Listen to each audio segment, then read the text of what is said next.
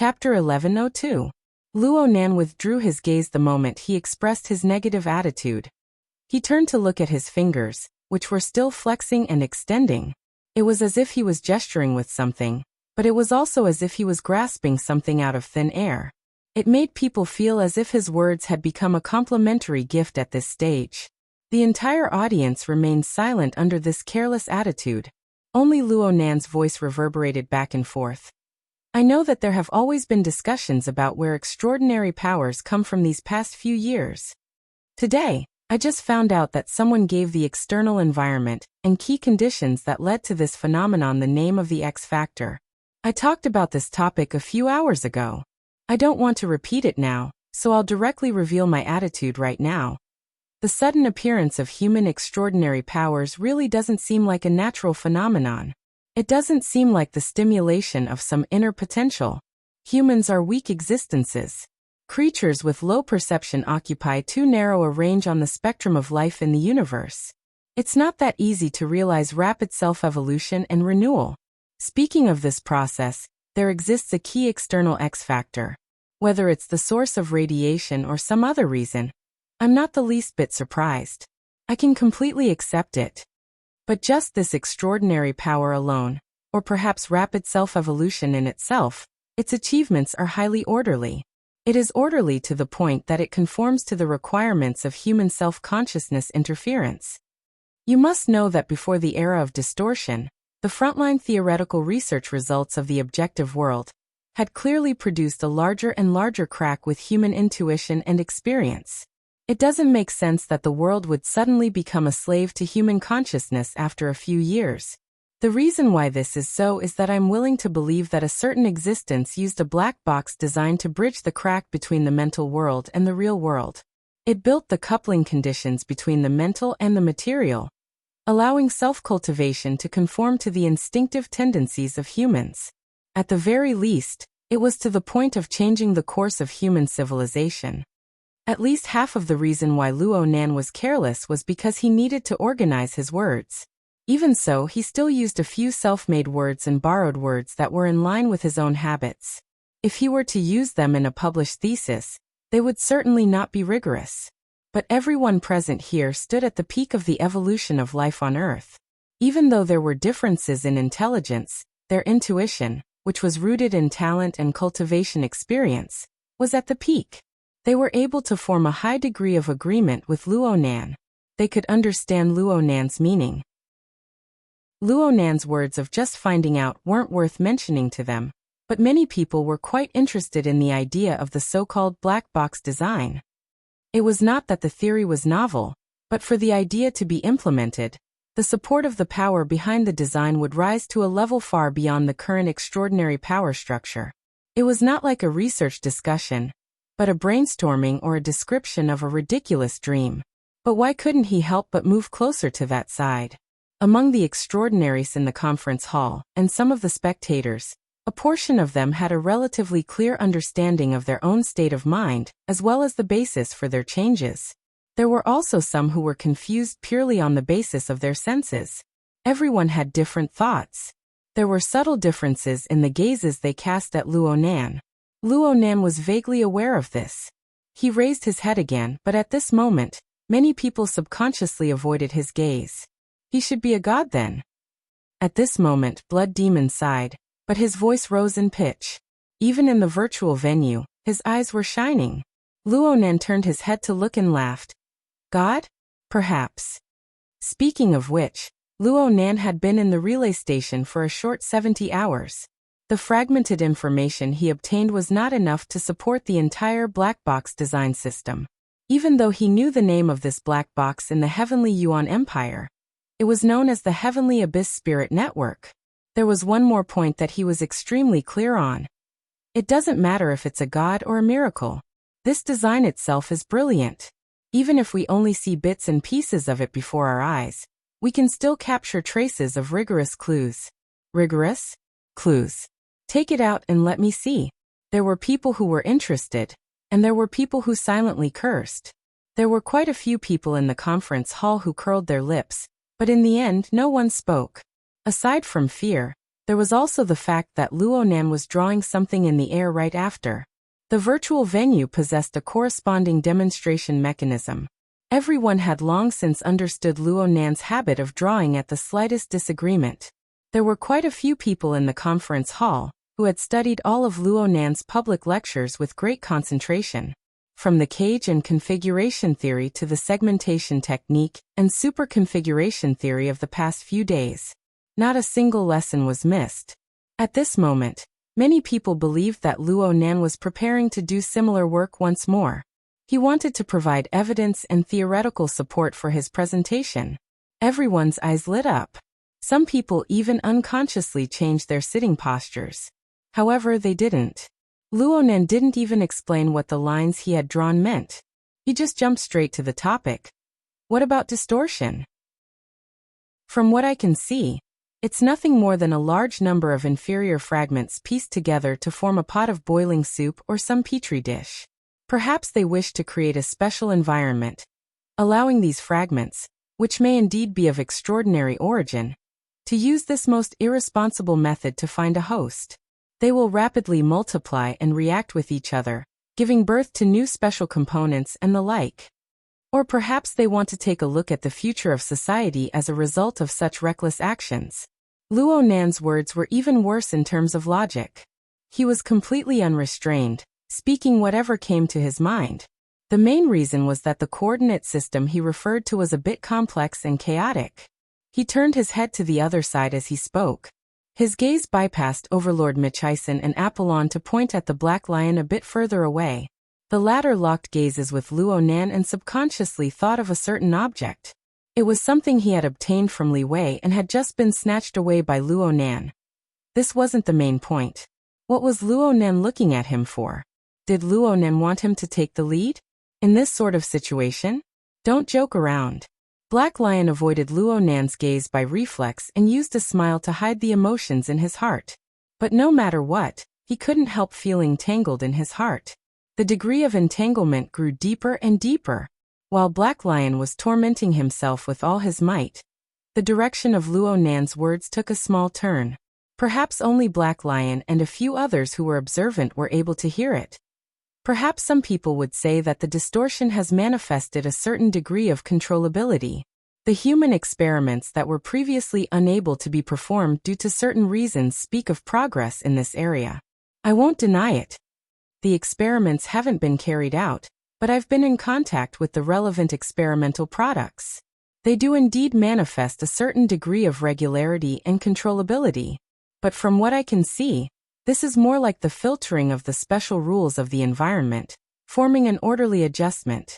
In other words, the distorted element is also borrowing the current environment, borrowing the unknown X factor, to obtain order from the chaos. It has extended a winding path, and for the time being, there is no end in sight. Isn't this great? Someone blurted out in the venue. Luo Nan looked over, and Black Lion was the same as him. He instinctively averted his gaze, but it still seemed like déjà vu. Yes, it was that Sir General whose position had always been erratic. His name seemed to be corny, and he had even participated in the identification conference last time. Luo Nan also smiled at him, purely acting as a supporting actor this time. Yes, it looks like there is a path, but I can't think that this can be allowed. This is because this is very likely to give a possible light. Yes, strictly speaking, it is a possible future with regularity and order. It is a seed of chaos. To put it simply, it is superfluous. Luo Nan's attention seemed to have returned to the venue during this time, but it didn't stop him from narrating and drawing. The space in front of him had long since been filled with countless lines and diagrams. Due to the full effect of light and shadow, it was nearly impossible to see his face clearly from the other side. Finally, someone couldn't help but ask on behalf of others, "Professor Luo, what do you mean by drawing these?" The one who spoke was the Order of Justice's first ablatum. This female expert, whose real name Luo Nan still didn't know, appeared to be a woman with an extremely gentle temperament. She really couldn't be associated with being powerful.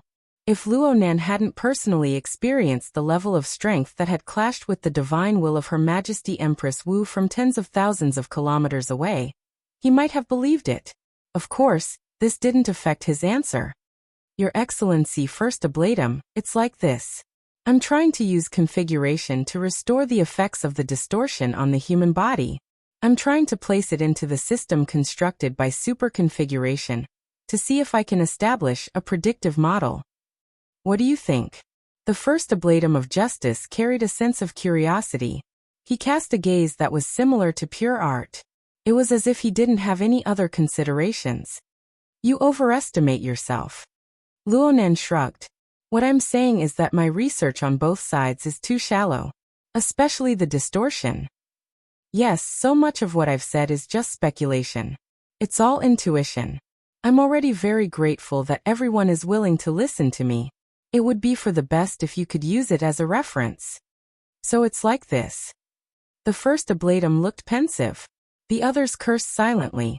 Since it's just a blind guess, where did that sort of attitude come from? Luonan was calm. It was true that he hadn't done the relevant research, but in his life experience, there were more advanced examples that were clearly displayed in front of him. Yes, it was his experience at the relay station. From Luonan's perspective, the current situation on Earth was like a low-level reflection of the Heaven Abyss civilization, which was confined to the Hongguang star system. The Heaven Abyss civilization and the nefarious poison environment were engaged in a long and difficult struggle. It was like a low-level exercise or experiment. From Luonan's understanding, the destructive power of the nefarious poison environment was terrifying and incomparable. It was countless times more serious than the problem of the distortion on Earth. The survivors of the Heaven Abyss Empire were actually able to persevere under such a vile environment. They were able to endlessly improve and revise their own cultivation methods. From this perspective, the rampant distortion wasn't necessarily a hopeless situation. But the problem was that the existence of the nefarious poison environment had already warped the pace and space for the survivors of the Heaven Abyss Empire to progress. It was only the powerful accumulation of civilization from the Heaven Abyss Empire that helped them forcefully carve out a new path on the precipice. And the more and more frequent reforms in foundational techniques had reached the era of the relay station. It was unknown where the future would lead. Luonan could clearly feel the stubbornness and bewilderment from the bodies of Liang Lu and the others. If a similar scene were to be placed on Earth's civilization, even if the intensity was reduced by 1,000 times, it was still possible for one to fall to the ground and shatter into pieces. Luonan had considered this sort of situation when they were chatting on the pool deck, but he had no way of saying it. It was the same now. Luonan had yet to speak of a truly convincing reason up until now. He couldn't speak of the Heaven Abyss Empire and the like. There was still some real evidence, such as the reactor. It was best not to beat the grass and startle the snake before sufficient investigation and evidence was obtained. No matter how one looked at it, Luonan's statement was a bit empty. But it didn't matter. His attitude itself was the reason. The venue maintained a relative silence. Clearly, everyone was pondering, weighing, and perhaps they were even engaging in private conversations unknown to Luonan. This could be considered a good sign. In the end, it was Luonan who spoke once more. I know that a practical plan is needed to deal with this problem, but I really don't have any good ideas right now. Researchers don't have first-hand data. No amount of statements is meaningful. Speaking of which, do you have an exact number for the number of infected mutants? Blood Demon was a bit absent-minded after sighing to the gods. Only when Luonan's gaze landed on his face did he come to a realization. He grinned. If we could investigate this clearly, then it wouldn't be called losing control. These words weren't too accurate, but everyone understood the meaning. Blood Demon continued. The current problem lies in the fact that mutant infections have a typical pyramid structure. There are large amounts of Phase 2 infected at the bottom. There is basically no possibility of reversal, but it is very difficult to distinguish with current detection methods. The 10% in Ha City are Phase 3 infected who have already shown signs of mutation. There are a few discrepancies, but it won't be too much. Extrapolating from this data, there are at least 30% of the latent Phase 2 infected, maybe even more. Isn't that right, little ya? Apollon's blood-red eyes glanced over, but he didn't respond again. Blood Demon spread his hands. According to the data from the last census, Ha City's population is 190 million. 30%. Just thinking about it makes my scalp go numb. Ha City has basically fallen. That's right, She City is the same. As for Black Africa, hee. Luonan asked, can you do it a bit more meticulously? How meticulous? A census of the entire population? Find out the bottom line? Create a file and establish a card? It's too difficult. The most troublesome part about the Phase 2 infected lies in the fact that there isn't a clear indicator. It must be a comprehensive result from multidimensional laboratory testing. Even if we gather the power of the entire world and assist Ha City regardless of the cost, it will still take 1 to 2 years to complete the testing with a base of 100 million. But what about She City? What about Black Africa? What about the other cities? Plus, the mutant infections are dynamic. The degree and stages are constantly changing. I'll be responsible for finding out the bottom line. Luonan interrupted. Blood Demon was stunned. Responsible for what? Luonan flexed and extended his finger once more, causing the extremely simple and crude model before him to make a few rounds of zooming and enlarging. At the same time, he clearly stated, do a general survey, establish a file, and clarify the scope and degree of the aberration infection. Let me do it. After all, no one knows how to detect secondary infections better than me. Chapter 1103. Luonan's attitude was far too understated. Even though he had already said it twice, the participants still needed to spend some time to digest it. The core of the problem was undoubtedly the discovery of Stage 2 infected. This point had already been explained very clearly, but Luonan's attitude seemed to be casually stepping over it. Whether it was the common sense of the participants or the cruel reality described by Apollon, Master Bat, and Blood Demon. Based on what? Some people had already begun to flip through the information. Then they discovered that Luonan wasn't just talking big. It was on New Year's Eve last year. At that delicate point in time, Xia City did indeed have a relatively serious case of mutated infection. It seemed to be a series of events. In the 2 months before and after that point in time, Xia City investigated a batch of cases. Using a batch wasn't quite appropriate. Looking at the information, there were over 10,000 suspected mutant infections. The vast majority of them were Stage 2. Due to various reasons, this matter was handled in a low-key manner. It basically didn't go out of the circle. So many extraordinaries who were used to coming and going high and low only just noticed this matter. Of course, there were a few people who tried to communicate with Luonan a step further. Vice President Marlin of Headquarters opened his mouth to ask, Professor Luo, your train of thought is? Marlin's question was quite tactful, but Luonan didn't have a tacit understanding with him. His understanding was a bit off.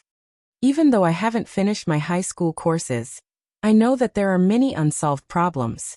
It's not that it's complicated, it's just that I haven't collected enough samples. Therefore, a census of the entire population is certainly an effective way to solve this problem. I'm talking about the scope. Is there any other explanation for a census of the entire population? Luonan spoke as if it were a matter of course. Of course, it's currently limited to the Earth region. If the scope of the census were to be expanded to the forward operating base in Jupiter's orbit, I can't just sit there on an airship, right? Marlin choked. He finally experienced the legendary feeling of dislocation when interacting with Luonan that made one vomit blood. Next to him, Overlord Secret Contract, who had slowly retreated back to watch the show, finally cast his gaze at Luonan. A census of the entire population is a large project. Luonan just blinked. He didn't speak, allowing this old man to return to the front of the stage. Especially this kind of highly complex detection project. In the absence of direct detection methods, theoretically, it has already exceeded the scope of the census. Is that so?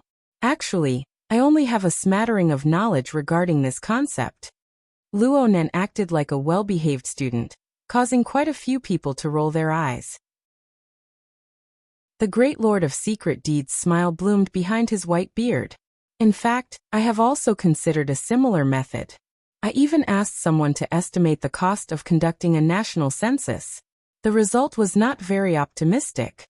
Even if we deduct the most important cost of manpower and conduct sampling investigations in certain epidemic areas that are almost unsalvageable to minimize the investment, we will still need at least $250 billion in hardware investment in order to achieve a relatively ideal result.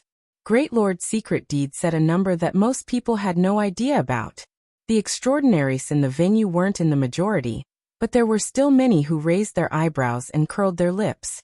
We need to first build a number of production lines that can supply the corresponding equipment and consumables, and then connect the relevant products into a testing laboratory. This will improve the current worldwide testing capabilities by thousands of times. Even if that's the case, we'll have to wait until the next century at the very least. The next century isn't too far away, but what's certain is that the rate at which the mutated infection spreads will definitely far exceed this theoretical detection ability. High Lord Secret Contract stared at Luo Nan. The effects are all from comparison. There's no harm in asking here. How much budget does Professor Luo need? And more importantly, the speed of the testing. How long will it take for the results to come out? This will directly determine the feasibility of the plan. It definitely won't take until the next century. Perhaps by the end of the year. Oh, many people in the venue let out gasps of surprise. There was pure astonishment, and there was doubt. But thinking about Luo Nan's previous performance, it seemed to be within a reasonable range. What in the world is this method? Old Man Ghost Eye, an old acquaintance of Luo Nan's, was a veteran psychic adversary. He was once Luo Nan's sparring partner. He was a bit unable to restrain his curiosity and shouted from the back. Luo Nan didn't explain in detail. He really didn't have a plan right now. After all, the Soul Cloak, which used water molecules as the basis for interference, had already been possessed by the magneto-optical mica. Enormous changes had occurred in form and content. It would take some time for him to get used to it. Luo Nan changed his angle a bit. I really haven't thought about the budget. I don't have that concept.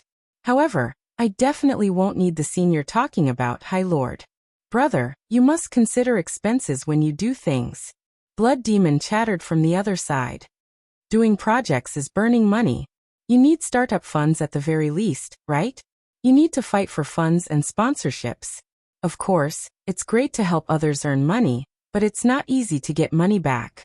If you have a reliable plan, I can sponsor you first. It's too troublesome. Luo Nan wasn't being polite. He really felt that it was troublesome. He didn't think that a global mental sensor network needed any expenses. If it did, it would have already been paid for by his grandfather and parents over the past few decades. He was just a user and a verifier. He had to do this work well. Plus, didn't he just earn a sum? The auction should still be in progress. It seems that those two cards are quite popular. Mr. Blood Demon, your creativity is quite good. Speaking of which, even if I give you a portion of the design fee, that sum of money should be enough. Luo Nan began to count on his fingers one by one. If I really want to calculate, I can use this sum of money to rent some supercomputing resources and find a few data analysts. Then I can start working.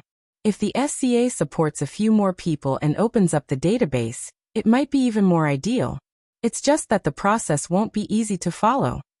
Should I establish a fund or something? This time it was Blood Demon who choked. Perhaps there were many people present. Blood Demon squeezed out a sentence with great difficulty. You're showing off your style. Blood Demon's sigh was a bit sarcastic in this sort of atmosphere. As for whether it was Luo Nan or someone else who was being stabbed, it depended on the person. Don't tell me I don't want to solve the problem. Since no one can do it better than me, of course I'll take the lead. Luo Nan spoke in a manner that seemed to be expected. Coupled with Lord's secret deed and Blood Demon's intentional or unintentional support, there was no room for others to display their abilities.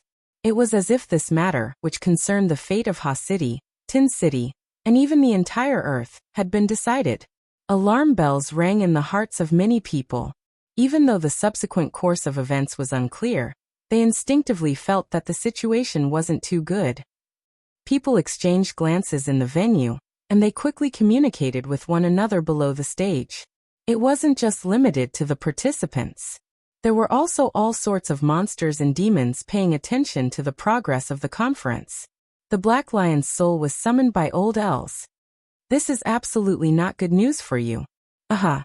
Before tonight, Luonan practically had no influence at all in the field of mutant. But if he is allowed to do this, he won't need to wait for the time limit he set. As long as he has 1 or 2 publicly recognized results, he will be one of the top authorities. What will he do then?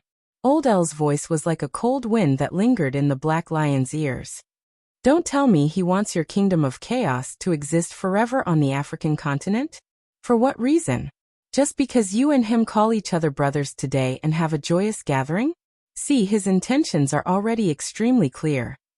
You're really lobbying without any regard for your capital, old man.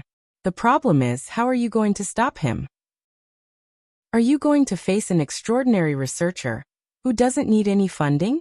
The Black Lion's mouth cracked open, and he laughed to himself. He didn't care even though he seemed rather abrupt in the venue. He just continued to communicate below the stage. My suggestion? It's best if you shut your mouth. The Black Lion's attitude was incomparably sincere. Right now you should and you must take into account the situation of researcher Luo slamming on the brakes. With him around, the progress of your aberration gene collection, and the difficulty of the Bloodline project, might not be able to outrun the speed at which your vitality is consumed. For a businessman like you, if you make a losing deal with the same person twice in a row, it's probably the legendary road to death. Old Els did not continue speaking, but he might not have listened to the Black Lion's advice. This was because at this moment, a new change was transmitted. The news of the uncontrollable aberration infection in Ha City and Tin City had already spread. Whether it was Apollon or Master Bat, they were only at the venue to make a report and fulfill their obligation to inform others. They would not change anything because of the attitude of the participants. Outside the virtual venue, the real situation continued to advance.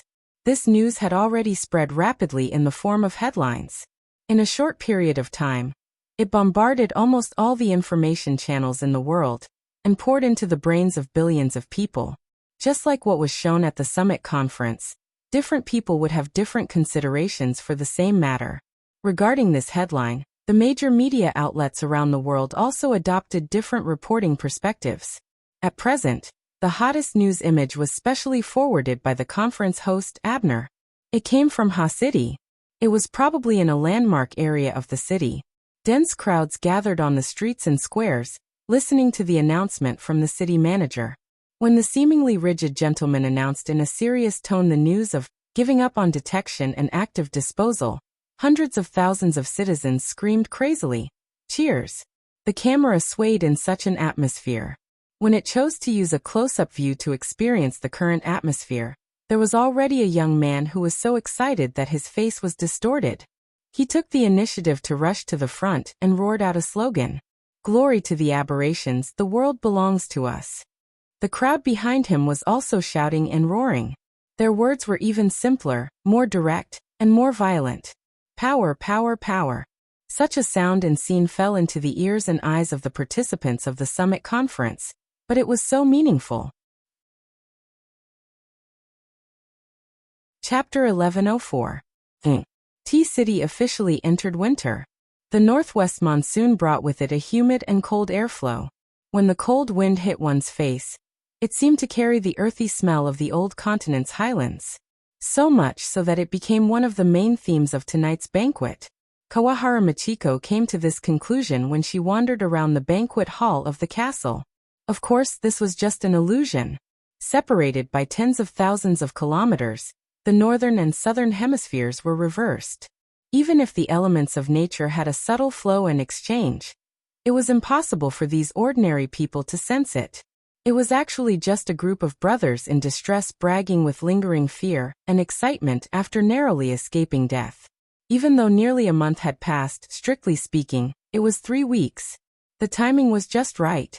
Time had quietly beautified the memories of the people who had experienced it, washing away their embarrassment and fear. With a relatively peaceful ending, The legendary nature of the process had provided them with a lot of things to talk about, so they did not reject it, and were even willing to discuss the seemingly vivid personal experience. They even gave each other the friend in distress stickers and medals. So many of the repulsive faces looked cute at this time. Yes, perhaps a considerable portion of them were just pretending for her to see. After all, the true theme of this banquet was the official establishment of the Luo Nan and his friends foundation, the banquet held for the foundation's benefactors. The most dazzling figures at the banquet were not the largest individual benefactors, the honorary chairman of the foundation, or the well-known wealthy people of T-City. It was Mr. Langley.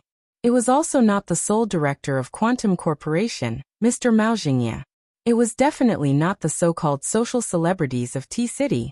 The only ones who could truly be called stars were the major shareholder of the Castle Financial Group, the representative of the chairman, Mrs. Halder, Ms. Inlo, and Kawahara Machiko herself. The Castle Financial Group was considered to be of medium scale in the business world. It might not even rank in the top 5 in T-City, let alone the entire world. But this kind of ranking was meaningless. Mrs. Halder could still say she didn't come at the banquet where the world's rich and powerful gathered. She could only send a representative to make up the numbers, and she was still the core of the entire banquet. All of this could only be because Mrs. Halder was Mr. Luo Nan's trusted aide, and Ms. Lu was the person in charge of the foundation arranged by Luo Nan himself. It was the same for Machiko Kawahara. Otherwise, there was no way to explain how a regular bandit who had just jumped ship from Toyama Auction House could talk and laugh with these billionaires around him, accept their compliments, and influence their emotions. At the same time, he could also bear the evil thoughts deep in their hearts. Machiko Kawahara still clearly remembered Jun Kiguchi's greedy, ugly, and filthy expression on the Jade Light a month ago. Whether it was Bancheng, Dicheng, or other places, as long as they were in this circle, there was not much difference. Just like right now, everyone was chatting and laughing together. They were reminiscing about their friendship from their one-way trip to the Highlands. They were flattering Mr. Luo Nan for his compassion for the future development of humanity. But heaven knew what sort of inferior stories these surrounding men and women would come up with in their hearts. They would invite her, or perhaps she and Luo Nan to play the leading roles together. But so what? Kawahara Machiko enjoyed all of this. She was like a fish in water in this banquet full of malice and calculation. This was the scene she had always pursued. For this reason, she gave up so-called love and marriage, but she never got tired of it, even though she was always wandering halfway up the mountain. But right now, she was standing at the peak, close to the peak. The price she had to pay. What did she pay? Compared to the hidden malice in the surroundings that could engulf her at any time, this doubt and bewilderment might be the source of the occasional bewilderment that leaped out from the bottom of her heart. She knew that perhaps in this lifetime, she would never be able to make such an inconceivable transaction again, even though this was very likely a transaction where she would enjoy first and pay later, and the subsequent price would be unbearable for her. But up until now, with her mortal eyes, she was still far from reaching the end, right? In this capitalistic society, how could she be a businessman if she did not have this awareness? Besides, she was indeed willing to pay any price for this current glory. Kawahara Machiko's smile grew more and more brilliant. At this time, the bracelet on her wrist vibrated gently. She raised her hand to indicate and apologize to the people around her. She temporarily left the crowd and picked up the call. Her voice became particularly gentle. Jie, you called very early today. Yes, Mom. Did I disturb your work?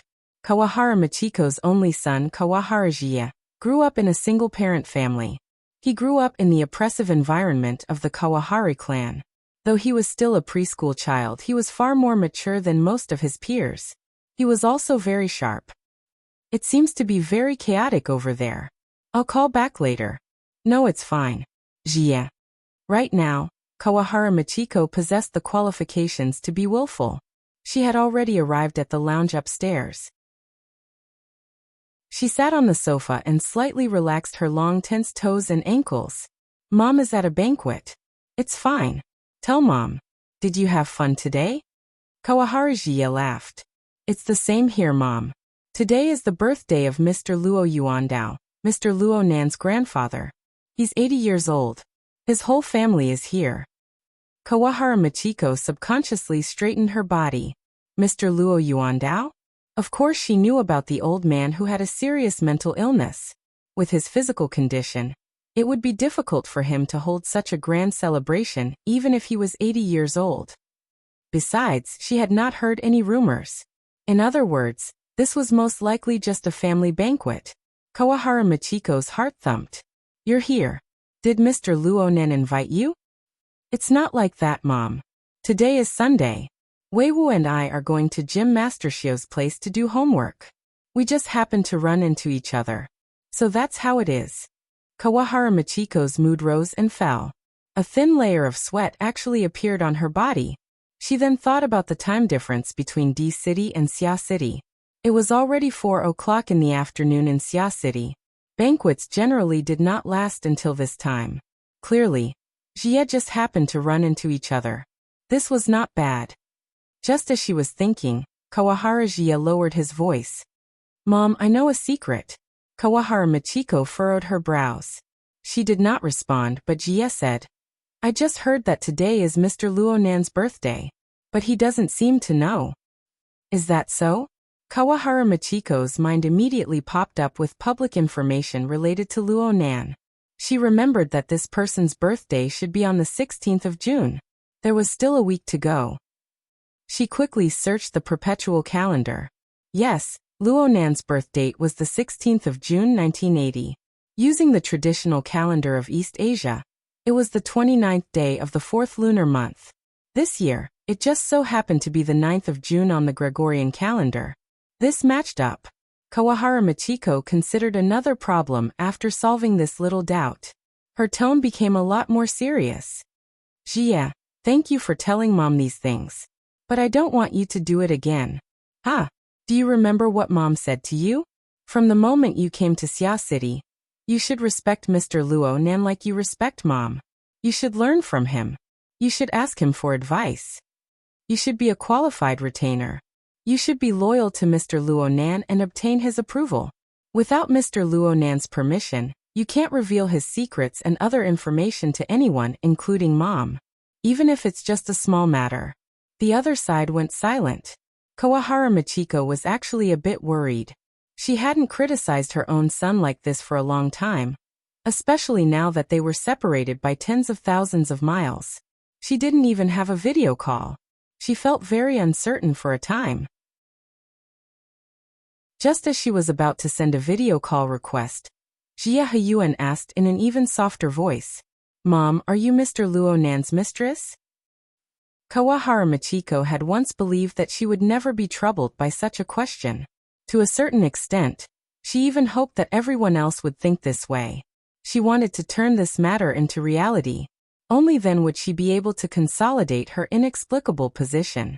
But at this very moment, when this question came out of her own son's mouth, her feelings were clearly not as simple as she imagined. She even subconsciously wanted to slap him. But Jie Heyuan wasn't in front of her. That empty slap seemed to hit her face in the end. Jie, why do you say this? Kawahara Michiko only realized that her voice was dull and hoarse when she spoke. It was like cracking porcelain. When it was struck again, it no longer had a clear echo. Is it in Xia City? No. It's in Banqing, Mom. Jie Heyuan's voice was still weak, but it was strangely steady and even calm. Many people have tried to tell me this matter, including Grandpa and Grandma. They've tried various methods and angles. It seems that I really am your weakness, Mom. Jie. Even though she knew that her son was far more mature than his peers, Kawahara Michiko didn't want to hear the result of his deliberations. She didn't want to hear it at all. A second or two later, or perhaps even longer, Jie Heyuan spoke. His voice was a bit urgent. Weiwu is calling me. Mom, don't worry. Mr. Luo Nan is a very, very good person. Many people here are. The next moment, Jie Heyuan used a very clear voice to respond. Hey, I'm here. Wait for me. The call ended immediately. Kawahara Michiko stared blankly at the bracelet on her wrist for a long time. She almost thought that she would shed tears, even if they were just a few symbolic drops. But when she heard the sound of people outside the lounge, she reflexively straightened her back. The corners of her mouth curled up, revealing a beautiful, calm, and mysterious arc. It was as if everything was under her control. In fact, she really did achieve perfect control, whether it was her external expression or her internal state of mind. Even if there were some ups and downs, they all settled down in a sentence that was like an incantation. This was what Jia had said. Mr. Luonan is a very, very good person, right? A 6-year-old child could tell in 2 weeks. Mr. Luonan is a very, very good person. The door to the lounge opened, and the noise from the banquet hall began to flow once more. Kawahara Michiko was like a mermaid. After a temporary rest, she immersed herself wholeheartedly into the turbulent flow of complicated interpersonal relationships. She was never tired of it. Chapter 1105. He Yuanji ended the call with his mother in a hurry, and ran in the direction Diweiwu was calling him. How complicated could the layout of a sanatorium be? The relatively private places for calls were at the end of the corridor, the stairwell, the elevator, and so on. Because of this, He Yuanji bumped into someone when he ran out from the corner of the stairwell. That person was also on the phone. Yes, it's over there. Just send me the coordinates. He Yuanji was a bit confused when he heard this voice. Wasn't this the main character of his conversation with his mother, Mr. Luonan? Clearly, Mr. Luonan had taken a fancy to this private place for calls. Maybe he saw that He Yuanji was the first to go in, so he called from outside. He Yuanji didn't know whether to run or stay. While he was in a daze, Luonan reached out and rubbed He Yuanji's head, indicating that he should go and play with Di Weiwu. It should be to do homework. He Yuanji was hypnotized.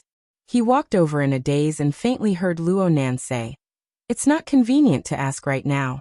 They're trying their best to make me forget about this. I don't want to use it to disgust people. I'll just go pay my respects next week." Even though He Yuanji was much more mature than his peers, it was hard for him to determine what Luonan was talking about without enough information. Right now, almost everyone in the corridor on this floor of the sanatorium was related to Mr. Luonan. He Yuanji had only walked a few steps when the fat Mr. Mo Peng touched his head. He even said that he needed an excuse to be immortal. Sure enough, the customs of Ban City were very different from those of Xia City. He had to adapt to them one by one. "Don't bully me." Mr. Luonan's call was very short. He followed closely behind He Yuanji. He Yuanji hurriedly turned around and bowed seriously. He was apologizing for his actions, which he didn't know if he had exposed himself earlier. Mo Peng didn't pay attention to him at all. Instead, he clenched his fist in a very serious manner. It was the hand that had touched He Yuanji's head. Mo Peng swung it twice and tapped in the air. He must be following some kind of visual logic that they couldn't see. A second later, Mo Peng swung his arm and shouted with a suppressed voice, "Double kill." Luonan reached his hand out to touch He Yuanji's forehead as he was shouting. Luonan slapped his hand away. "What are you doing? Those who see it have a share." Mo Peng was grinning from ear to ear. "Thanks to this little bro, I'll have 2 slots to experience the 10 days in the Wilderness expansion pack. Don't miss it if you go the wrong way. This experience card is for you. And shouldn't it be given to Jia?" Mo Peng blurted out. "What games are kids playing?" 10 days in the Wilderness is a special tutorial. Children under 13 can't touch it." At this time, He Yuanji decided to play the role of a childish person of the same age. How could he not see Mr. Luonan acting, as if he could not see through his cousin's clumsy acting skills? But then again, this should be a birthday present, right? Half a second later, Luonan responded with the same subpar acting skills and lines. "Fine. I accept the sincerity of a brother, and the good fortune of Jia." He Yuanji revealed an innocent smile at the right time. Mo Peng also laughed happily. He was truly happy. "I'll send it to you. Remember this favor later. Take me flying." Luonan, who had left behind a glorious battle record at Frost River Reality, took charge of this matter. "No problem. Let's go to the hero seat." "I'll remember." After Luonan's performance was rewarded, Luonan patted Mo Peng on the shoulder, and walked toward his grandfather's room. Mo Peng was already making up for his slip of the tongue later. "Jia, there's nothing good about that adult-oriented game. Brother, He Yung corrected him very seriously. "You're my elder, Mr. Mo Peng. Hey Jia, you've been slacking off for far too long." Diweiwu gave He Yung a senior command. Luo Nan checked the new electronic experience card in his hand and pretended not to see it. The purchase date for the experience card was yesterday. He laughed again and flipped his hand inside the sleeve of his t-shirt. When it came out again, there was an old notebook in his hand. He arrived outside his grandfather's room, but he did not immediately push the door open. He just looked at the situation inside the room through the glass window. Inside the room, his aunt and Moya were chatting with his grandfather's special nurse, Auntie Hong. They were understanding the situation. Rui Wen stood quietly to the side. Yes, she was with Diweiwu just now. When did she come in? His uncle, Mo Haiheng, was lying on the other side of the chair. He had already fallen asleep with his eyes closed. As for his grandfather, who had given birth early today, he was on the balcony of the outer room, chatting with Gym Master Xiao. Below his feet was the new building block Kingdom of God. Of course, this did not stop him from dozing off under the warm afternoon sunlight. Luonan looked down at the old notebook in his hand when he saw this scene. He shook his head and tucked this thing under his ribs. Then he turned around and left. He passed through the corridor and arrived at the balcony attached to this floor. The balcony was also facing the sun. His vision was a bit better from this position. He could even see his grandfather's calf nearly buried in the building blocks on the balcony of the ward. You can say that this is a hidden security hazard. I once considered giving the old gentleman a different room, but considering the problem of adaptability, I didn't bother with it. Someone spoke from behind Luonan. Luonan turned around and greeted with a smile. Brother Octopus. The person who came was none other than Zhang Yuliang, who worked in this sanatorium. Well, Luonan was more used to calling him Octopus. This neuropharmaceutics expert wore white clothes. His hands were in his pockets as he walked over unhurriedly. He stood side by side with Luonan and followed Luonan's gaze to look in that direction. You didn't go in just now? Not just that. I hid half a foot in the crowd at the beginning. It's a birthday celebration. Just don't mess things up. Octopus opened his mouth, but he swallowed back the words. You're also the birthday boy today. Since Mrs. Luo Shuqing and the others racked their brains to use this special day to organize a family activity, and they deliberately hid it from Luonan, the person involved, in order to avoid making bad associations, why should he expose them? Well, Luonan didn't need him to be smart. Does the old man get excited when he sees you? Basically. Is it because he can see how terrifying of a fellow you are? Octopus was obviously joking, but Luonan nodded. It should be like this. Luonan didn't answer immediately. He just asked, has Grandpa's state been the same these past few days? Yeah. He's good for a while and bad for a while. He looks up to the sky at every turn, especially on cloudy days. Luckily, Xia City has been bathed in sunlight these past few days. Luonan shot a glance at the sky and agreed. That's right. He's been okay. Octopus felt that these words lacked sincerity. He hesitated for a moment before speaking. Nanster, I need to ask you something in private. You're being too polite. Octopus lowered his voice. I can't not be polite. The situation is very sensitive right now. We're the ones who deal with abnormalities. Aren't we? At the summit conference, you strongly advocated to separate abnormalities from the X factor that triggers extraordinary powers. This is drawing a line. Octopus had already taken his hands out of his pockets. He spread them out in the shape of a scale. Should we deal with the abnormalities first or should we explore the planes first? The internet is going to be in an uproar right now. But you don't need to worry. Our medical world will definitely stand on your side. I even have to thank you. Luonan rolled his eyes. At the same time, he understood what Octopus wanted to ask.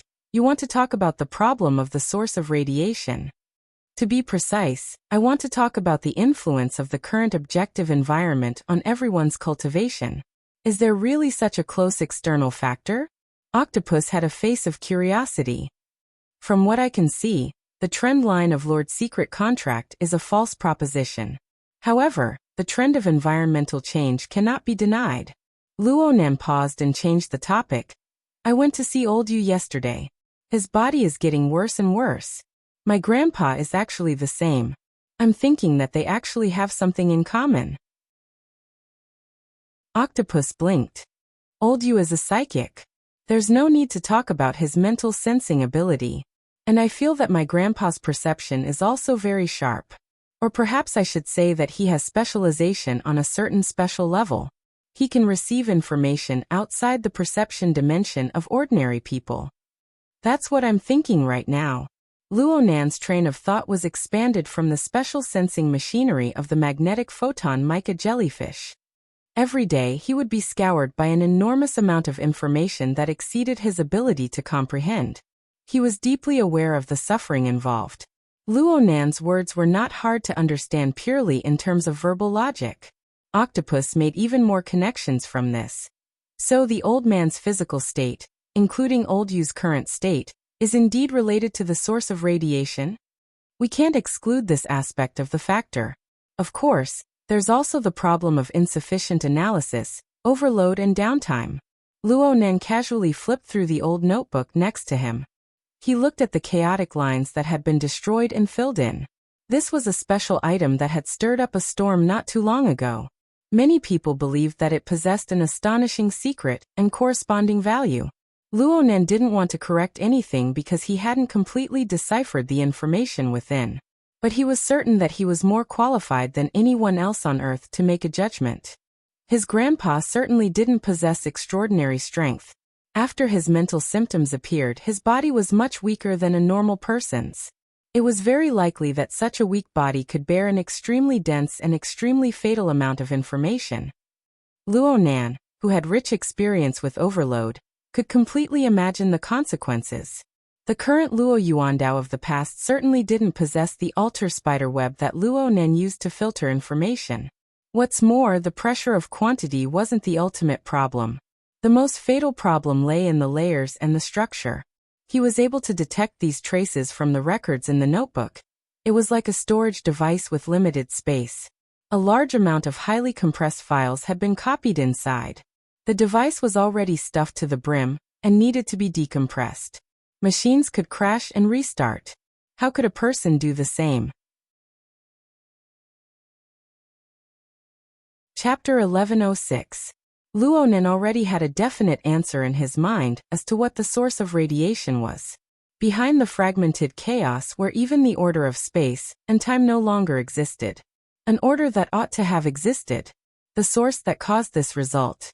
According to Luonan's current understanding, the objective of manifestation was certainly Sunwheel Prison. Luonan had confirmed his objective, but there was still a crucial detail that troubled him. How did Sunwheel Prison form a linked relationship with his grandfather before the current cycle approached? According to the data left behind by his father, the observation data of the Mist Labyrinth began in the year 75 and ended in the year 90. With his grandfather's mental state and the reality of his father walking alone, the old man certainly did not participate in the next 10 years. Then came the problem. Whether it was Luo Yuandao or Luo Zhongheng, they were far from being able to reach the core area of Sunwheel Prison. They were separated by the boundless Mist Labyrinth. How were they able to draw in such an enormous flood of chaotic data? It seemed like there was no special projection like the Wraith sign at that time. Luonan thought of other factors such as the external neuron, but there were still some things that didn't make sense. No matter what the reason was, Luonan believed that the source of the terrible situation his grandfather faced was certainly the realization of a connection with Sunwheel Prison that traversed the barrier of space and time. Luonan's past experiences were right there. How was it possible for an old man who did not possess any extraordinary power to withstand the impact of the terrifying flood of data? There was also, did the two still maintain a connection? Was his grandfather still suffering from the impact and corrosion? Going a step further, there was the continuous aurora light, the daytime nightmare, and even the magnetic mica jellyfish. What sort of effects would these unexpected factors have on his grandfather? What sort of damage would he receive? Luonan had tried to avoid thinking deeply about this problem, but how could he avoid it? Every time Luonan's thoughts reached this level, he would imitate the Sunwheel prison in the space of his consciousness. The structure of checks and balances formed by the chains and the wraith sign would hum and tremble within the chaotic dark cloud of information. And deep within the dark cloud, the hall constructed out of thin air would respond without a sound. Luonan was just trying to find a rule of order that could be explained and analyzed from the structure of the Sunwheel prison. It would be best if it could be used by his grandfather to relieve his pressure. That was all. But this was not an easy task. Luonan's expression gradually turned gloomy. Octopus felt that there was no way to continue this topic. Coincidentally, a few messages flashed through his friend group. Just by looking at the flashy links, he knew that Bamboo Pole, the rumor maker, had started working again. This guy forwarded at least 30 pieces of trending news and gossip every day. Apart from more than half of them being eye candy and mental food, the other half basically included key local, regional, and even global information. As the saying goes, a homebody who doesn't step out of the crowd knows the affairs of the world. Octopus used this as an excuse to forcefully change the topic. Right now, the radiation source is still a hidden concern. Once Keha City and Xiqing City's statements came out, the problem of radiation mutation immediately exploded. Look at the statistics that Bamboo Pole posted in the group chat. In 88 cities, there have been a total of 192 demonstrations of more than 10,000 people in the past 24 hours. Moreover, it's an equal distribution of rain and dew. No one can escape. There are those who support and those who protest. It's quite messy. Luonan casually flipped through a few pages of the notebook. He twisted his wrist and sucked the notebook into the void like magic. Then he turned around and leaned against the railing. He sighed. Sparks are flying over here as well. Look at what Bamboo Pole is doing. The internet is boiling over. Luckily, the East Asian cultural circle is relatively conservative. The focus isn't on some group evolution. They're mainly bringing up old scores. This is quite sensitive. There was a large-scale strike in the trade zone of Tianban City a few days ago. Luonan's information channels far surpassed Octopus's. It's probably the aftermath of the Vagrant Act. Yes. Especially the so-called Humanitarian Aid Agreement for the mutated infected. The two policies of restricted household registration and voluntary living have caused many tragedies of family separation. There are also many vagrant tribes that have lost their homes and relocated. The pressure is mainly on the welfare organizations and the SCA. Uncle has been working overtime for nearly a week for this. It wasn't easy for him to use his grandfather's birthday as an excuse. In the end, he still hasn't woken up yet. This topic was a bit too complicated and in-depth. Octopus shook his head. It's precisely because this matter is sharp. It's not that sensitive compared to group evolution. Many people are willing to join in the buzz and express their public stance. Right now, the public opinion on the internet is basically one-sided. Actually, I also support an investigation. But it seems to be a contradiction when it comes to the issue of isolation of mutated people. It's clearly an anti-isolation stance. I'm afraid things will get lively in the future. Octopus's brows furrowed as he spoke. That foundation of yours hasn't officially started operating yet. You must be careful and keep a low profile. Right now, many people are eager for you to take the lead and attract firepower for them. Luonan curled his lips. He nodded without saying a word. Octopus didn't know if Luonan was listening or not. He was just chatting, so the topic jumped a bit. Speaking of which, Bamboo Pole is working for you. Brother Bamboo Pole's data analysis ability is exactly what I need. It's even rarer that he knows everything about the inner world. He has his own information channel. If I don't grab hold of him, I'll lose out. Hey, can't you take care of the minds of the people at the bottom of society? Brother Octopus, you can come if you want. The Foundation's design is to conduct investigations and research at the same time. Research on the nervous system is also a very important field. Forget it. I know my own limits. Bamboo Pole's professional skills are ranked in the top 10 of the inner world. It's hard for me to rank in the top 1,000. I'd be too old to be a graduate student. It's better to watch over this stall. Of course, if there are any new developments, please do share them in a timely manner. Luonan didn't try to persuade Octopus any further. In fact, he really hoped that he had a trustworthy and knowledgeable friend like Octopus to watch over this place. And Octopus most likely understood this point. Luonan thought for a bit and said, "Actually, I've been pondering over a paper these past few days. I'm preparing to publish it publicly. Let's ponder it together later." Huh? The current topic is formatting theory, mapping example and expanded research on the human body giant system. Isn't it a bit unprofessional? Octopus went twice, but before he could respond, a call came in from Luonan's side. It was his aunt, Mrs. Luo Shuqing. Luonan heard a few words and immediately displayed his lovable appearance. "Are we going back?" "Okay, we're almost there." "Whose car?" "No one's car isn't going back." "Ah, if that's the case, then of course I'm going home." "I'm going with you, Auntie." Octopus's eyelids twitched as he watched from the side. All right, this was a young man. He was solid. But the topic they were discussing just now, and the various legends from not too long ago, what were they all about?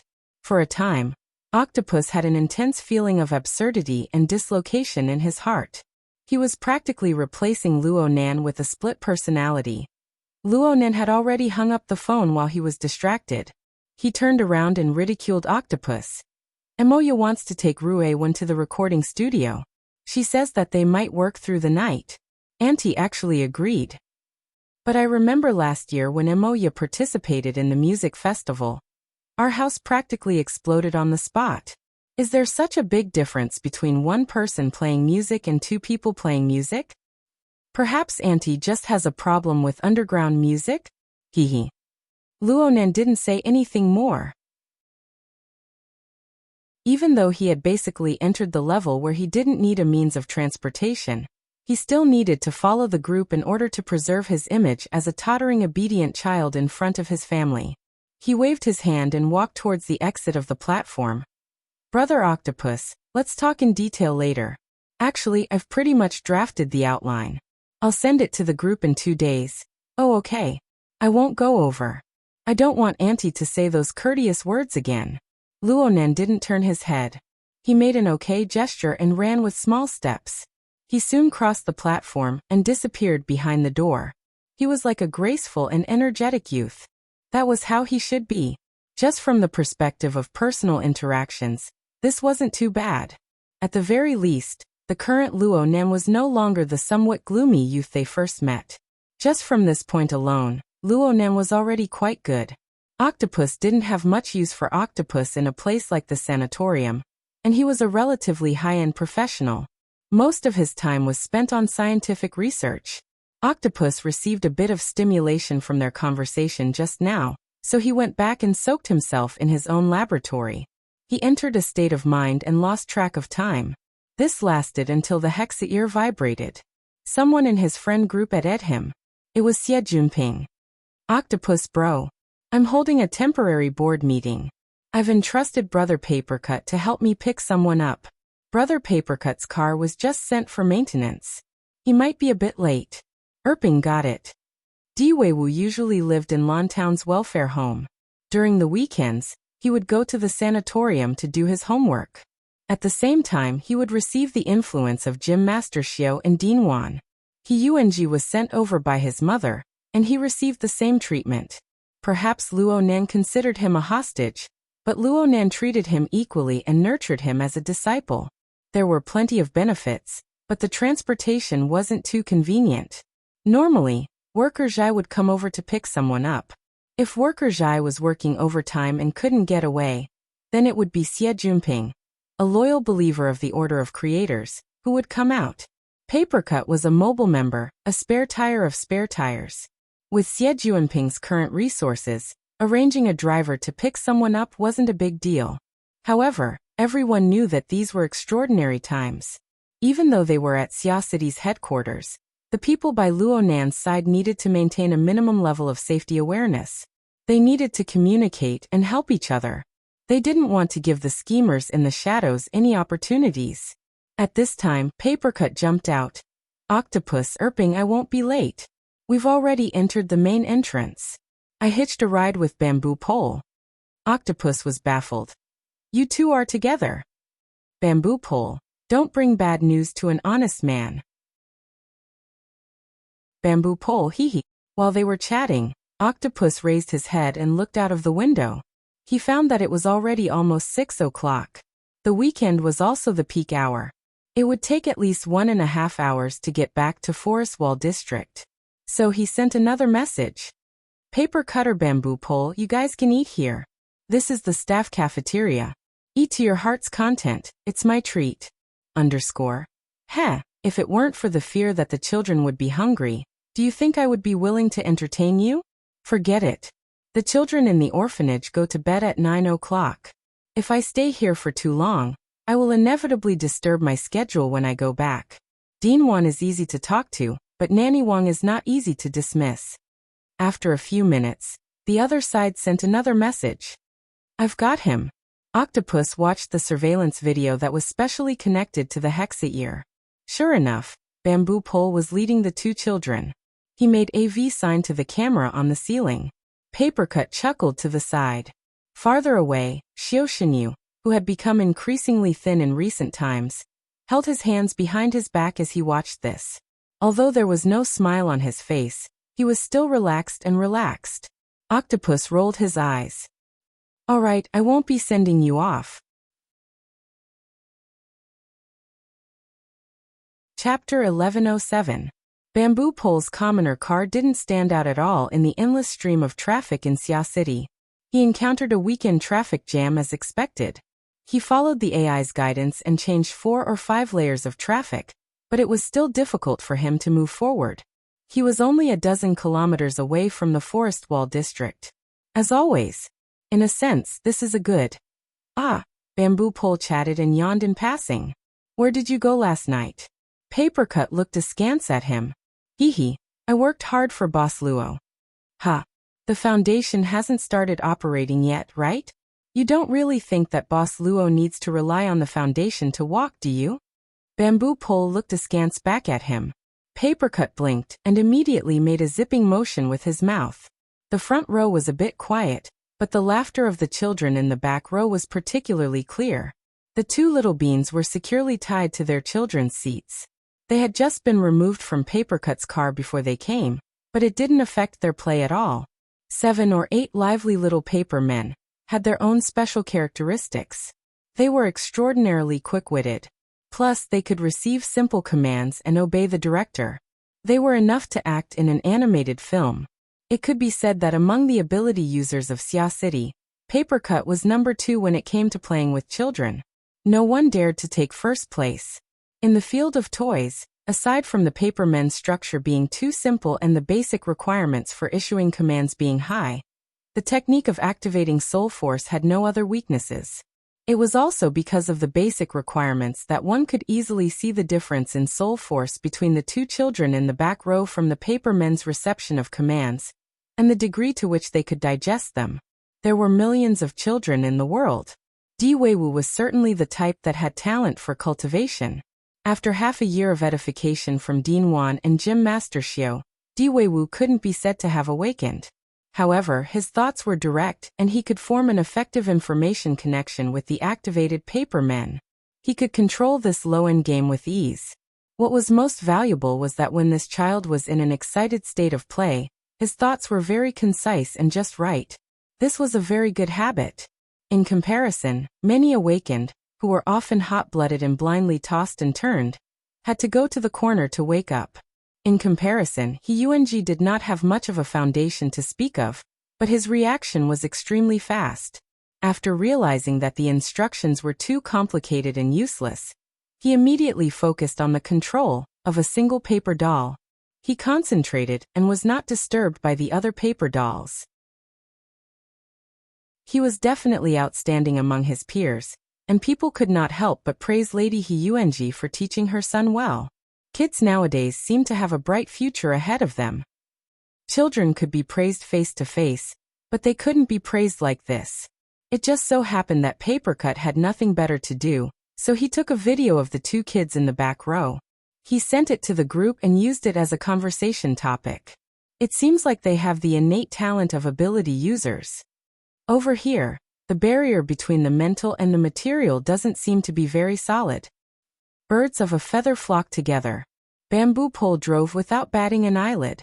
He also quietly flattered everyone, including himself for once. Papercut didn't appreciate it. He gave Papercut a push in reality. Concentrate on driving. Many people in the group flattered Xie Jinping. It was clear that he had been absent-minded during the board meeting. He was still emotional. Then what's the deal with me sitting in the middle of a bunch of stupid birds that are about to choke to death? The market value of sky crystal biology has skyrocketed these past few days. What's there to be dissatisfied about as a marketing director? Bamboo Pole turned a deaf ear to Papercut's warning. For a psychic architect, chatting online while driving wasn't even a distraction. Thank you, marketing director of a research and development subsidiary. It's all the same.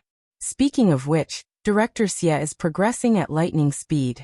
Last night, with the collective cooperation of the Ring of Blood and Will, he persisted until the latter half of the journey. He almost killed his way into the first echelon, crazily earning money while cultivating at the same time, not neglecting either. Amazing. Forget it. In this sort of irrational market, you earn money until you have atrial fibrillation. Any random Tom, Dick, or Harry can say that XX medicine can prevent abnormalities, and the market will immediately be cleared out. Not even dregs will be left. If you say that it can cause. Don't even think about selling 1 gram or 2. Hu Laoson's ranch hasn't seen blood for almost a week. He might be a living bodhisattva and set them all free. Can you send me 2 heads? Shuele popped his head out. My house hasn't seen any meat or fish for half a month. My mom is adamant that all meat, eggs, and milk products can be contaminated. My dad is guarding the police canteen right now and won't go home. Go straight to him. 2 heads is too stingy. If you can eat 20,000 heads, he'll kneel down on the spot and call you daddy. Xie Jinping responded in a bad mood. He had a belly full of complaints that he wanted to spit out. At this time, even if you make a fortune quietly, you should be careful that your son doesn't have anus. These idiots actually want me to increase my marketing efforts. I highly suspect that they want to take advantage of this opportunity to make a fortune, and then cash out and leave. The medicine and whatnot is fine. What really made the market value of sky crystal biology skyrocket is probably the plantation building. Didn't your dad invest in building a batch in the 90s? It was only built the year before last, right? Back then, there were people who ridiculed him for taking such a big step and pulling his balls. But right now, the Sky Crystal Plantation has already taken up over 20% of Xia City's food supply. In the future, it might even increase by over 10%. And right now, Xia City's dietary structure is changing in a panic. The ratio of meat, eggs, and milk has plummeted, and food has become the majority. There is no currency that is harder than this right now. Of course, this is just a temporary change in a special period of time and a special environment. A windfall smashed in the face, and it's gone just like that. Only an idiot wouldn't cash out. It could be said that the world was seriously fragmented. The news of Ha City and Shi City's mutant infection going out of control had a completely different effect on every major city in the world. The conservative cultural circles of East Asia were basically fearful of it like a tiger. But the New World, Old Europe, and other places had already set off wave after wave of revelry. The resulting social problems were also completely different. Bamboo Pole also poured out relevant information links to the group aside from his speech. He started with financial news from 7 or 8 years ago all the way to recent market analysis. He clearly explained the cause and effect of the situation. It also made Xie Jinping, who was in the middle of the situation, dumbstruck. So it turns out that my old man is this awesome. He already foresaw today's situation? Yeah. I really want to praise him, but truthfully speaking, Big Boss Xie probably made this decision back then when he saw the birth of the Deep Blue platform. It was accompanied by the progenitor energy source and the increasingly matured miniature fusion reactor technology. He used this project to wantonly hoard related minerals and make technological reserves. Bamboo Pole began to send out relevant information, Whether it is the progenitor energy source box of the Deep Blue platform, or the ambient temperature superconducting spectre, or necessary for the miniature fusion reactor, they are all unique products of the Deep Blue world. They are standard strategic resources. It was only in the early 90s that the Deep Blue platform released them for a short period of time, allowing everyone to taste a bit of sweetness. Then Big Boss Xie caught them. From this point of view, it wouldn't be wrong to say that he had foresight. Papercut clicked his tongue twice in the car. If that's the case, then no matter what, Erping's family is going to make a huge profit this time. Bamboo Pole nodded and then shook his head. It's not that simple. It's true that the Sky Crystal Corporation was able to smoothly develop strategic resource reserves by starting with a basic public welfare project, like the cultivation building. The angle was excellent, but it was inevitable that they would have the support of the military and government. The entanglement of interests is very complicated. Out of consideration for the child behind them, Bamboo Pole and Papercut didn't say too much. At this time, Bamboo Pole's family car finally found a relatively unobstructed route. It began to move from the midair traffic layer between the high-rise buildings to the bottom of the recycling layer. The closer they got to the recycling layer, the narrower the road became. The flow of traffic also became fewer and fewer. A considerable portion of the traffic was made up of crude public transportation vehicles. The lights on both sides of the road seemed to have dimmed. Instead, the powerful headlights of modified motorcycles would flash across the road from time to time, roaring to and fro. It reflected a different style of the city.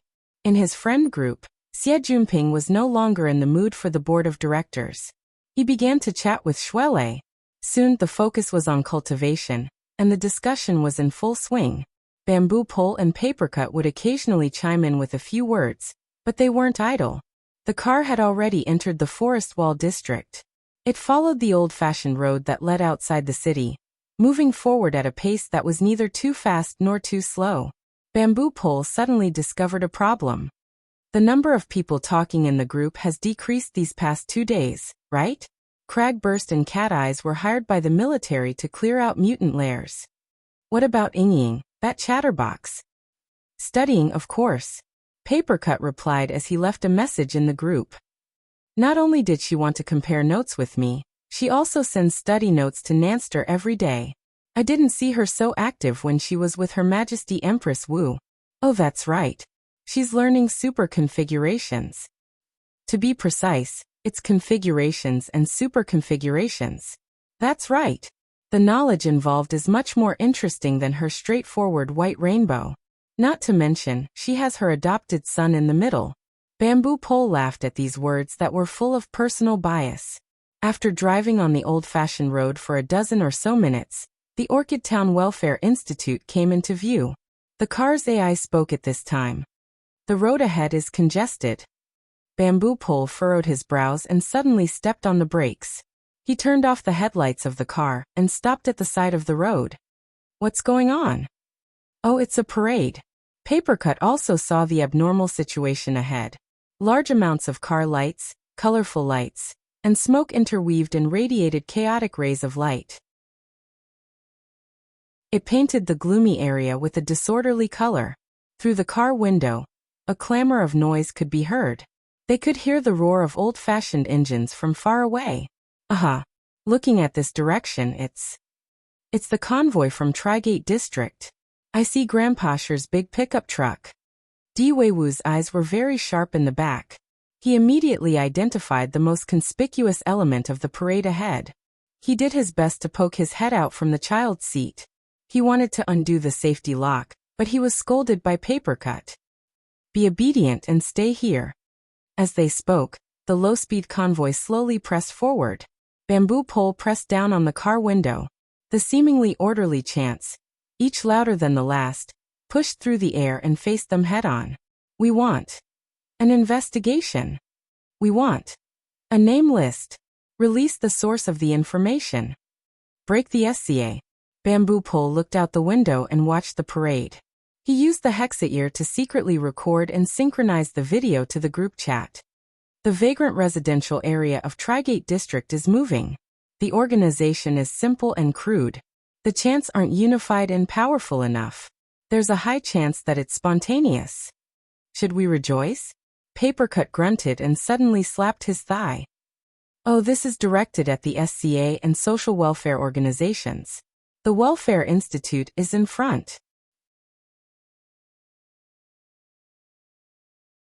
Chapter 1108. So you're saying that it was a false alarm in the end? Luonan bent his fingers and elbows. His suspended body slowly sank down, but his tone was as calm as usual. Bamboo Pole's voice came through the hexa ear. Weiwu is in the orphanage. He hasn't cut off contact with the camp. Dinwan has a good reputation there. Of course, the protest team is restrained for now. Isn't that good? It's still troublesome for you. Bamboo Pole introduced the current situation. The protest team has already set up camp in the municipal plaza. The government is doing a bit better right now, but the citizens who are highly sensitive to the mutation infection are going crazy. Sporadic conflicts are occurring, and they will only get worse in the future. The central city is still over a dozen kilometers away from here. The problem is that the chaos caused by the mutation prevention and control policy can all be linked to you. That's right. You're just that shameless. And it happened in Xia City, in your base camp. You'll be very passive in terms of public opinion and evaluation. Okay, that's right. The global census was an extremely sensitive operation. It was mixed with complicated interests, positions, and practical contradictions. Many people were unwilling to accept Luonan's plan. They didn't oppose him face to face because they were afraid of Luonan's extraordinary strength. They didn't want to run head-on into him. But if there was a chance to delay and obstruct him, they wouldn't be lenient. Luonan had considered this problem long ago, but it wasn't something he could control. It wasn't something he should focus on with his limited energy. He just needed to understand it. In comparison, it was better to consider some more important fields that he was better at. Luonan returned from his one-finger handstand. He didn't even sweat a few drops. In fact, he wasn't training. He was just observing the state of his body. He only found out about this matter the next morning. It was because he was pondering over the interaction between his body and the magnetic photon mica. He was studying and familiarizing himself with the special perspective that exceeded human imagination. Bamboo Pole didn't say too much to Luonan now that he knew about Luonan's attitude. The newly formed team of the Foundation had already formed a consensus. Luonan was in charge of extraordinary work in this team. Everyone else only dealt with regular problems. It was enough to just give Luonan a reminder about the relevant matters. Bamboo Pole cut off the voice communication. Luonan scrubbed through the group chat records from last night as he scrubbed. He understood the details of the matter a step further. Bamboo Pole's introduction was very comprehensive. There wasn't much to say about the situation back then.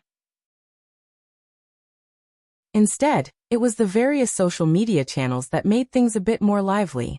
Many people in the media, social activists, and public figures had already caught a glimpse of the opportunities within. They began to sing one after the other. Luonan hastily flipped through a few articles. He could see that Bamboo Pole, this crazy forwarding demon, had lost interest in similar information. From the wee hours of the morning until breakfast time, the mainstream of information had already changed to nutrition products. Luonan casually clicked open a dozen or so videos. Yes, they were indeed very pleasing to the eye. Let's just treat it as a massage for his brain that had been consuming a lot lately. Luo doing he needed. Luo he needed to. Luo needed. He needed. Luo. Inaz. Luonan as long as he said. He said, bamboo that the said. Luonan. Luo clan song. He said he sang as the saying he as he sang. As he. This was the value of a data specialist. However, it was often at this time that Luonan couldn't help but criticize his own subtle attitude and actions. How depraved! Luonan, who was already seated at the dining table, let out a sigh. Breakfast isn't good? Madame Luo Shuqing, who had just urged the AI butler to complete the breakfast task, was at a sensitive moment. It's okay. Luonan said truthfully. The downloaded module is worth the money. Mo Pung immediately looked at him with admiration. This morning, there were only 3 of them at the dining table. Professor Mo Haihang, who was usually in charge of the kitchen, had gone straight to work after yesterday's birthday party, because he was working overtime. Moya and Rue Wen kept their word and stayed in the recording studio for the whole night. With half of the people gone, the atmosphere around the table was indeed a little quieter, but that was as far as it went. Don't talk so much if you don't have anything to say. Take care of your voice. All right. Luo Nan subconsciously dug at the slightly protruding Adam's apple on his neck. Speaking of which, his voice had been growing hoarser and hoarser these past few days. He had clearly entered the stage of voice change. Luo Nan's uncle and aunt let out visible sighs of relief following this change. Though they didn't say anything in the past 2 years, they still cared a bit about Luo Nan's puberty, which was clearly lagging behind his peers. As a result, Luo Nan returned to his normal family life in late May. Small details like his voice change, his beard, and so on became increasingly clear. It might be related to his delayed puberty, though the reverse stimulation of the magneto-optical mica, and even the grooming and adjustment of the perfect body, might have played a larger role. Yep, it was puberty. His instincts. A bit of depravity was definitely due to the need to conform to the instincts of living beings that evolved over millions and millions of years. While Luo Nan's mind was spinning with all sorts of messy thoughts, his aunt picked up another call. It should be from Moya. Luo Nan didn't mind. He just subconsciously opened the new link that Bamboo Pole sent. Only this time, it wasn't those snow-white colors and soft and smooth curves. Instead, it was replaced with a set of relatively abstract characters and symbols. It looked like it was a random drawing of the mood. Equals or is not equal to. Is it really that hard to get the answer? The accompanying picture was that of a city plaza that was brilliantly lit. Luo Nan's mind spent approximately 3 seconds before he was able to switch channels. But he became confused because of the meaning behind this rather obscure description. The source of the message came from an extremely popular image-sharing social media. Luo Nan subconsciously looked towards the upper left corner of the image. It was a rather familiar avatar. It was so familiar that it made him even more confused. And at this time Octopus popped up in the group chat.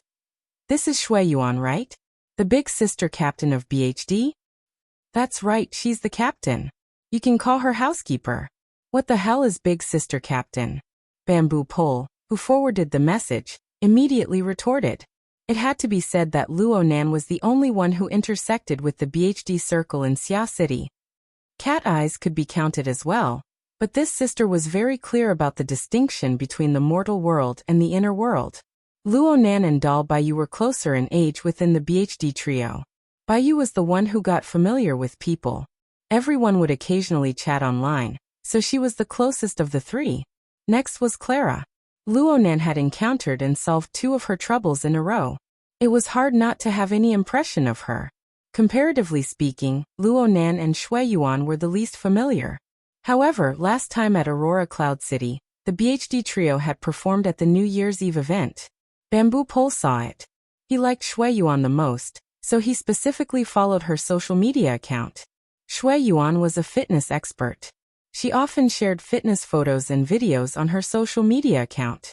Therefore, every time Bamboo Pole forwarded a link to his friend circle, there would often be Shui Yuan's work. It was quite pleasing to the eye. Luo Nan was certain. But this time it was clearly different. Is she alluding to the aberration infection? Qin Ikuan, who had intersected with the BHD trio in the past, came out of his lurking state. She should be talking about the missing migration. Octopus analyzed. The picture of the municipal plaza speaks volumes. Even if she wasn't, the public believed that she was at such a sensitive time. Sporadic curses could already be seen in the comments section. This was because Shui Yuan herself was a little transparent among the artists. Even though the team had improved over the past half year, they had only risen from a group that could be cut off at any time to a marginalized group that needed to crazily rush shows in order to barely support their operating expenses. But no matter what was said, a public figure was a public figure. It didn't matter what standpoint one stood in the entertainment circle. Getting involved in this matter was truly a high risk. There was no need to do so. Luo Nan furrowed his brows. He saw that the discussion in the group was more or less the same as what he was thinking, so he didn't post any more opinions. The company that Moya worked at might have some idiots, but they still had basic qualities. Perhaps it wouldn't be long before the company deleted Shui Yuan's post. Of course, it would be better if Luo Nan deleted it himself. As a friend, Luo Nan sent a message to Bai Yu, asking her to remind her captain. After sending the message, Bai Yu instantly replied with a dumbstruck emoji. Then she didn't say anything else. She probably went to remind Captain to deal with the matter over there. In the end, this was just a small matter. Luo Nan didn't pay too much attention to it. He continued to eat his meal in silence. At the same time, he split off a strand of his mind to continue to verify the various details of the external nutrients in his body's digestive and circulatory systems. He was searching for the basis for his detailed thesis. Luo Nan. Mrs. Luo Shuqing spoke once more from the seat of honor. Luo Nan immediately raised his head. Generally speaking, when his aunt called him by his full name, it meant that she was either in a bad mood or there really was something going on. His aunt had just received a round of phone calls. Her brows were still furrowed. "You've been home these past few days. Won't you be delaying proper business?" Mrs. Luo Shuqing's tone was quite calm. "Proper business? The foundation you're talking about?" It won't be delaying. Due to the recent rise in social authority of his entire family, the fact that Luo Nan was no longer a normal student, a normal person, could no longer be hidden from these close relatives of his small family. Luckily, Luo Nan's aunt's family had already passed the period of reaction to his current identity during these few days of seclusion. At least on the surface. Extraordinary ability user, gifted sensing master, specially hired expert of the Star Alliance Committee, member of the SCA's high authority group. These titles were all information that educated people of the present generation could understand. It was fine as long as they were equivalent to experts who enjoyed high-level allowances. As for the youngest extraordinary, the one-way tour guide who warped space and time, the card master who was a soul hunter, the human-shaped killing machine with global positioning, there was no need to waste time explaining these things that even the members of the inner world couldn't accept. At the same time, Luo Nan felt that it was very necessary to give his family some relatively normal information. The Luo Nan and his friends' foundation was among the normal ones. It was enough as long as his family had a bit of vigilance. They wouldn't be easily taken advantage of and bullied by the enemy. The true security system still needed the Xia City branch. Most importantly, Luo Nan himself had to seriously arrange it. As for the government's security measures of authority, it was nothing more than a formality. With these considerations in mind, Luo Nan was happy to use his duck-like voice to say a few more words. The foundation is still in the preparatory stage. We just held a thank you ceremony yesterday. The funds aren't a problem, but the personnel aren't in place yet. This was the speech Luo Nan had prepared for the outside world. It was just as effective when he used it on his family. It wasn't that he was intentionally hiding it. It was just that knowing this was enough for 99% of the people in this world. As expected, Mrs. Luo Shuqing didn't ask any further. She said, "Then are you still going to Gear's laboratory today?" If there's nothing else, I'll still make a trip there. The facilities there are more complete. Although the most cutting-edge research that Luo Nan was currently undertaking couldn't be coordinated with and assisted by the facilities in Gear's underground laboratory on the North Bank, there were still some experiments that could be arranged there. And it was a bit more convenient than home.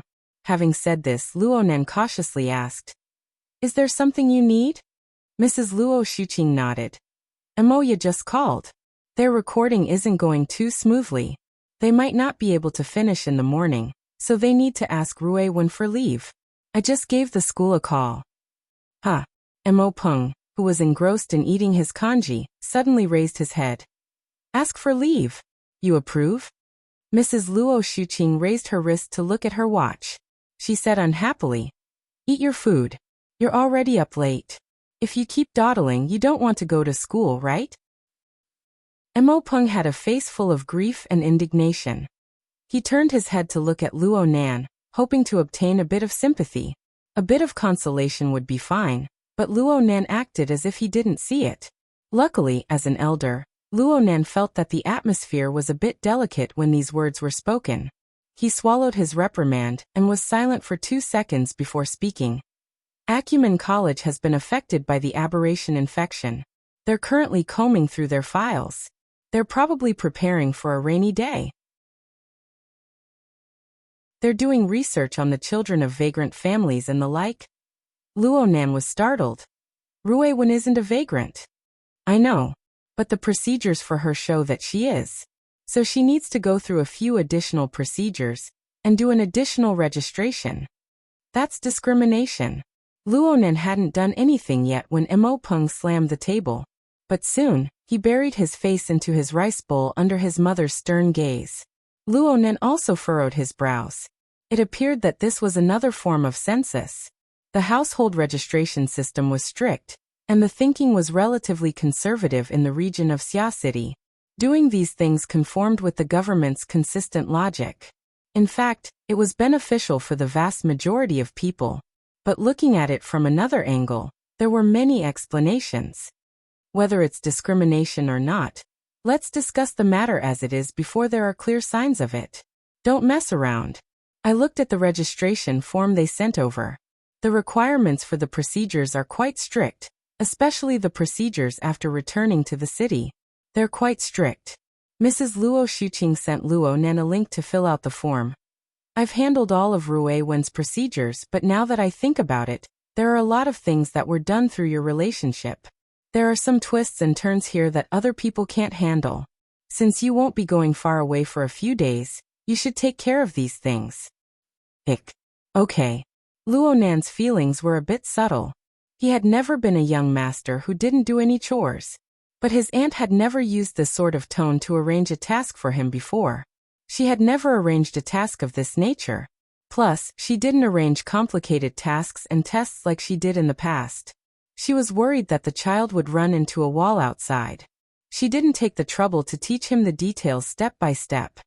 The current situation seemed to confirm that Luonan must, or at least must, possess the ability to handle this task.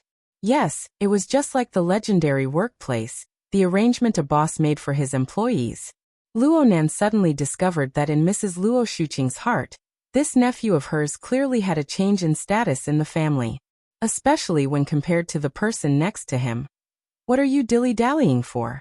Do you want me to ask for a leave of absence for your teacher? Mo Peng stomped his feet and walked away. Luonan would normally just bury his head in eating at this time. This was basically the case in the past. But today, his aunt still had a belly full of words to say, and it was still related to Ruewen. This school year is about to end. You've already taken a leave of absence, so I won't say much. But I need to say a few words to Ruewen. Luonan raised his head. What's up with Ruewen? The final exams are only a few days away. I checked Ruewen's class results. It's terrible. She practically scored full marks on the final exams, but she would be persuaded to repeat a year. On one hand, there's a problem with her studies. On the other hand, she's been skipping class far too often, especially in the past month or so. Luonan subconsciously avoided his aunt's gaze. Only he, her older brother, knew the best why Ruewen was skipping class. The young girl spent the vast majority of her time wandering within the misty maze, searching for suitable planar processing materials for Luonan. Only Ruewen's special ability allowed her to come and go freely within the boundless maze. In comparison, Luonan's detection activities in the tree-hole space could only be considered as statistics on a macroscopic level. If he wanted to do it in detail, on one hand he would consume too much computing power. On the other hand, he would be too close to the danger zone of the Sunwheel Extreme Prison. It would be very easy for him to create another incident like the Daydream Nightmare. It was impossible for him to explain such a thing to his aunt, so he could only pretend to be an ostrich. Fortunately, Madame Luo Shuqing was also mentally prepared for her nephew's half-hearted approach, so she did not probe further. She only said, I know that you have your own circle, and what you do are those so-called big things that are beyond common sense. I can't interfere in this aspect. No matter what, society is a big classroom. You'll more or less make some progress if you've been in it for a long time. You've made a lot of progress, I admit. The question is, where is Ruei-1?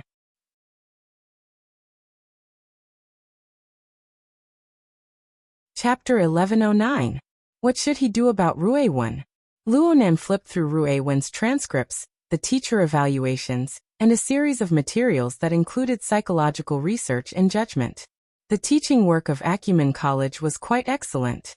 The relevant materials and evaluations were quite solid and reliable. And the more reliable they were, the clearer the problems highlighted above became. Taciturn, unsociable, erratic, often absent-minded, excessively cold and heartless. In the eyes of these teachers, Ruei-1 was undoubtedly a problematic young girl. She was a poor student who would find it hard to complete her studies normally. The only good thing about her was that she wouldn't cause trouble for others. But this way, the problems on the psychological level would become more and more serious. Oh, the problems definitely exist. But they might not be to the extent described above. Luonan thought for a bit, and then he gave his aunt some peace of mind. Ruei-1 is still a bit alienated from the school environment. The teachers are only looking at her appearance. They don't know Ruei-1's actual situation. But we have a plan in our hearts. Mrs. Luo Shuqing shot him a glance. You have a plan? Of course. You see, Ruei-1 is a very special person. Even if you include all of her experiences in the underground fighting arena, it would still only be a trifling 3 years of time. A normally developing child, at the age of 3, wouldn't even be able to speak clearly. Ruei-1's current reserved and silent appearance is already quite amazing. Of course, this should have a lot to do with her missing memories. Luonan had seriously considered Ruei-1's situation before. He was relatively optimistic. Her current problems are largely due to her previous amnesia. Her effective memories exist for far too little time. It's so little that she doesn't even have enough time to form a complete personality. But how old is she right now? 12 or 13? Maybe even 8 or 9.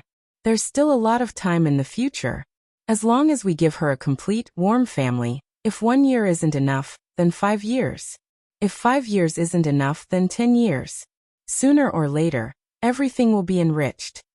Mrs. Luo Shuqing stared at him. You're quite confident. Luonan spread his hands. In the end, Ruei-1 was different from other people. Even if she scored a 0 in every subject, she would certainly become an influential figure in this world in the foreseeable future. That's right. Just based on Ruei-1's talent and strength, Luonan had already marked out her lower limit. As for her upper limit, Ruei-1 was still unable to see it clearly. In short, she was absolutely not bad. The problem now was how to explain it to his aunt. His aunt certainly had a bit of mental preparation right now, but Luonan couldn't rashly say that those kids whose grades surpassed Ruei-1 were nothing more than clay chickens and pottery dogs in the eyes of this little girl. They wouldn't be able to catch up even if they rode a spaceship in the future. Such a statement was too stupid. Luonan could only adopt a delaying tactic. He chuckled and flattered. I have confidence in our family's environment. Just like me, a naturally awkward fellow. Isn't it pretty good now? I can't believe you still know. Of course I know. In Ruei-1's current situation, one is time, and the other is communication. We can only take our time.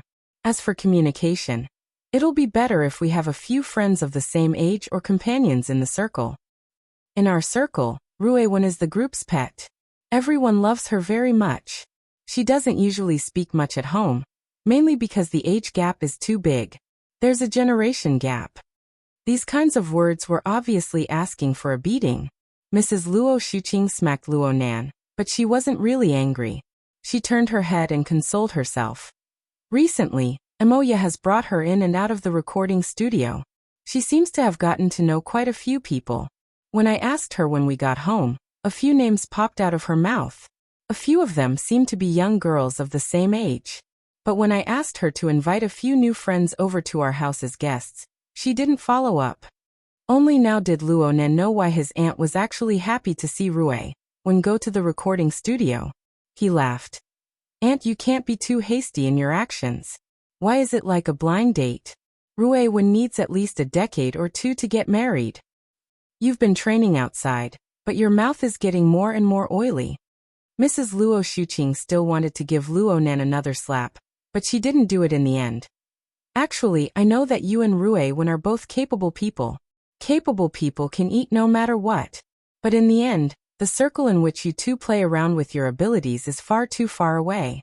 Just like your father, mother, and grandfather. If they really could make a name for themselves in the wilderness, it would be fine if they didn't see anyone for a year or two, or even 8 to 10 years. But in the end, they came back in such a sorry state, and then left in such a hurry. Mrs. Luo Shuqing suddenly froze when she spoke to this point. She soon forced a laugh. There's no need to talk about these things right now. You're much stronger than your grandfather and father. At least they don't have the ability to ascend to the heavens like you do. Bah. Luonan didn't say anything this time, but he still got smacked in the head. He had an innocent expression on his face, but he already understood in his heart that his aunt's uneasiness originated from her lack of familiarity with the inner world. She didn't understand Luo Nan and Rui Wen's positions in the circle. Of course, if she really did understand, she would only be more worried. Luo Nan could only play dumb. He absolutely couldn't continue the conversation. Don't worry. I'll take care of Rui Wen's matter today. I looked at the process just now. At most, I just need to make a trip to the orphanage, the civil affairs department, and the school. Speaking of which, Wei Wu and that little Ji who just came over from the orphanage are quite close to Rui Wen. You saw it all yesterday. I feel that Rui Wen looks at the two of them like she looks at the crow that often circles outside our window. Luo Nan was actually speechless. Luo Nan left the house early, bearing the pressure from his aunt. Okay, it was impossible for him to just run over to the administrative window to do the procedures. After all, he was a boss now. Okay, he was completely unfamiliar with the relevant procedures. Plus, he was still a minor. He wouldn't be able to do anything even if he went. Actually, he was just a second in command. Before he left the house, he had already passed the requirements for completing the procedures to Bamboo Pole. Yuan used to do this sort of thing, but she was currently in a state of closed-door training. It wasn't good to disturb her, so Bamboo Pole, the newly recruited high-ranking employee, could temporarily perform the duties of a secretary. Luo Nan didn't really want to be a hands-off shopkeeper. He just didn't want to mess around blindly. Right now, he and Bamboo Pole did a more detailed division of labor. I just asked. This procedure requires the personal signature and authentication of the person in charge of the orphanage who originally handled the adoption procedures. Boss, you're fast. Go get a copy from Dean Wan. I'm not that fast. In short, I'll be fast. I'll prepare some other things on my side. How about we meet up later? Okay, I'll get in touch later. Luo Nan arranged a time and place with Bamboo Pole. And then he strolled leisurely toward the Orchid Town's orphanage in the faraway Forest Wall district. Don't look at the one-way tour guide rumbling in the inner world right now.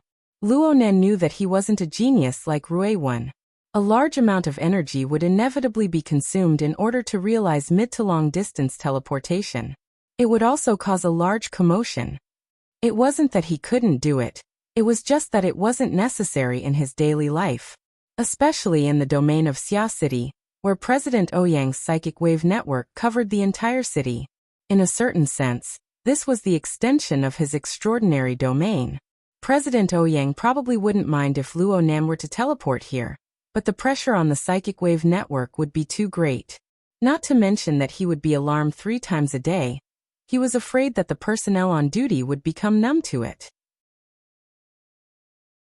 If something really did happen later, he might have to reenact the stupid show of the boy who cried wolf. Luo Nan only had one option left if he didn't borrow the centipede, public transport, or any other traditional means of transportation at this time. Run. At first, Luo Nan's walking speed was about the same as a normal young man's. Once he left the community and reached the streets, his speed grew faster and faster. This speed wasn't just simply running. In fact, in the eyes of other passers-by, Luo Nan was clearly a student, yet he was strolling leisurely. He was a young man with nothing to do. At least, this was how Luo Nan appeared in their eyes. But once their attention was diverted, they would form a blind spot. They would never see this idle young man again. Luonan would never appear in their field of vision a second time. Luonan moved within the blind spot of people's attention. He borrowed the buildings, the trees on the street, and other obstacles to avoid the surveillance cameras that were practically everywhere in the modern city. He gradually accelerated until he displayed a speed that exceeded the imagination of normal people. This was the city-fast stealth technique that Red Fox had imparted to him. Right now, Luonan might not be able to use it as skillfully and freely as Red Fox, but through his incomparable perceptual ability, he could display a nearly prophetic judgment ability in such a complex environment. He could determine the limited number of points he needed to step on next, even though he was separated by a street block. From the edge of the building that was several hundred meters tall to the center of the street that was surging with people. Perhaps this included the fire escape passageway of some office building. Due to the limitations of the surveillance system, there were only a few dozen points that could be used in a street that was several hundred meters long. And because of the movement of the stream of people, these points were still rapidly changing. Even with Luonan's current ability, he needed to go all out to speed along this special private highway. From his physical strength to his calculation power, he needed to mobilize and operate them all. He couldn't afford the slightest mistake.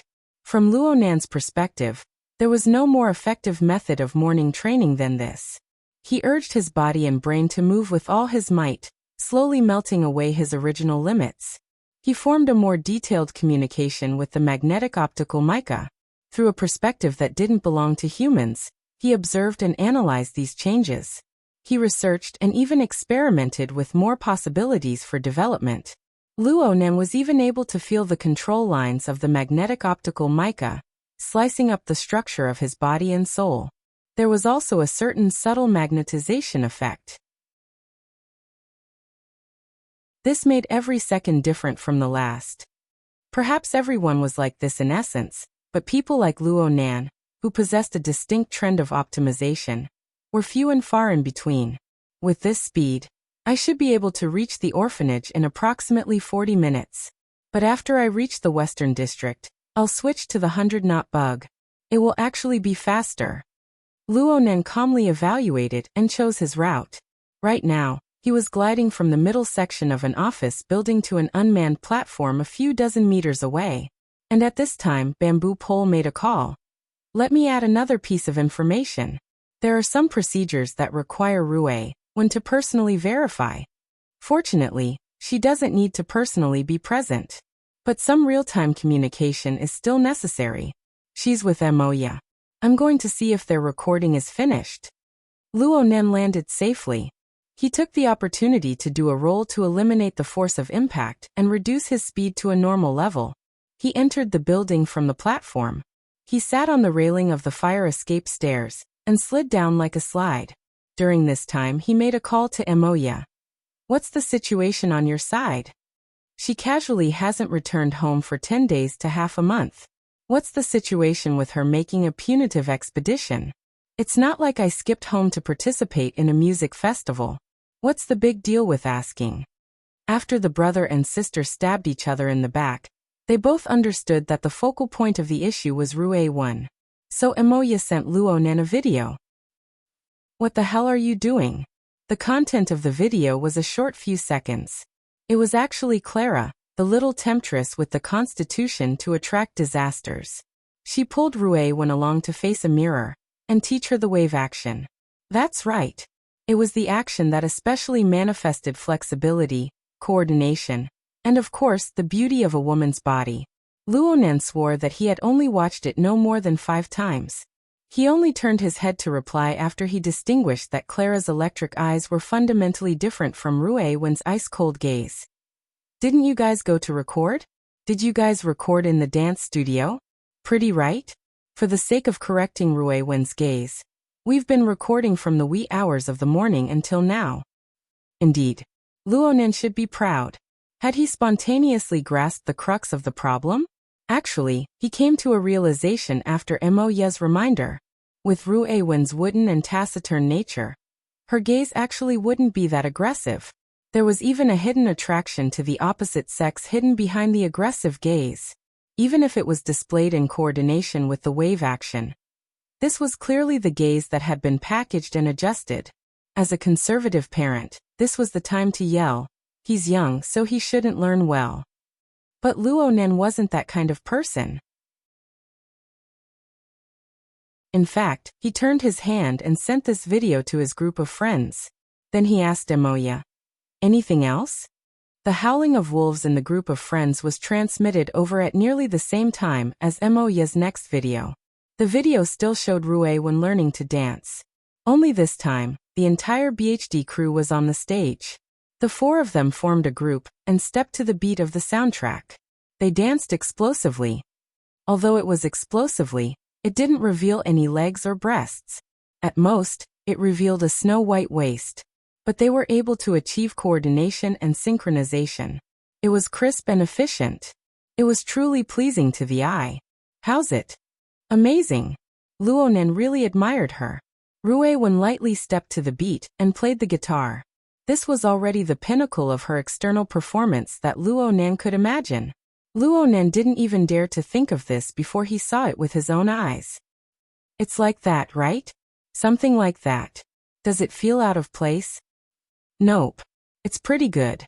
Luo Nen wasn't just being polite. Rue Wen's dance was secondary. Her body's flexibility and coordination was something that the three girls of BHD were professional idols. Even if they were multiplied by 10, they still wouldn't be able to compare. There really wasn't any difficulty in coordinating this sort of simple singing and dancing. What made Luo Nan, who was familiar with Rue Wen's temperament, feel particularly amazed was her expressive ability. Even though Rue Wen's face was ice cold and not a single fluctuation could be seen, the expression in her eyes as she danced was the same as when she was practicing her dance in front of the mirror. Her eyes revealed a sharp offensive nature.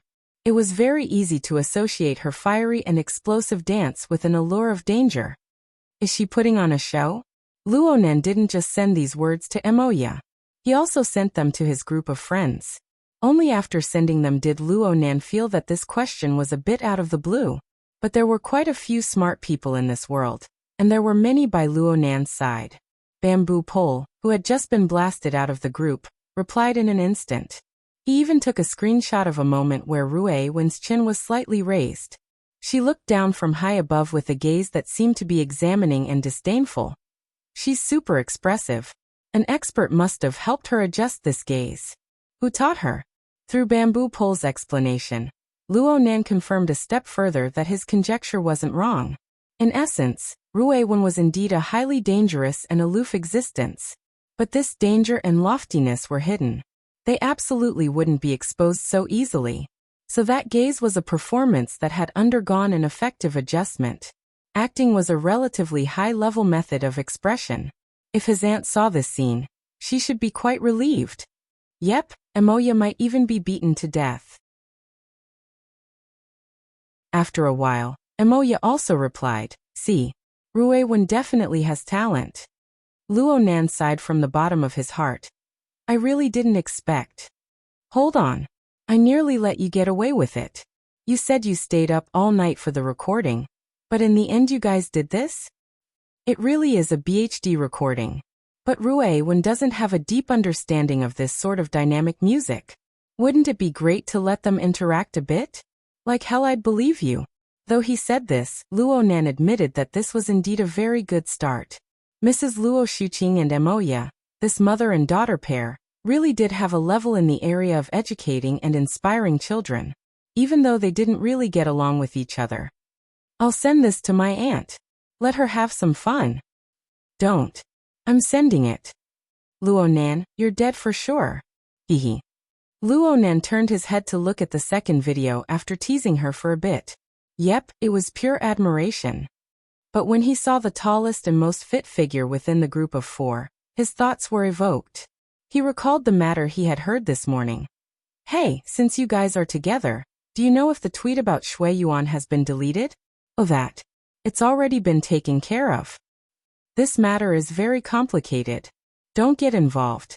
"Since you said it's complicated, it seems like it really is." "Of course. Speaking of which, in my impression, Shui Yuan should be the most worry-free. Why did you suddenly think of posting that?" "It's none of our business, but it's none of our business. Luo Nan was just about to ask a step further when someone tagged him in his friend group on the Hexier. Pay attention. Is there someone secretly taking a picture of that shadow in the mirror?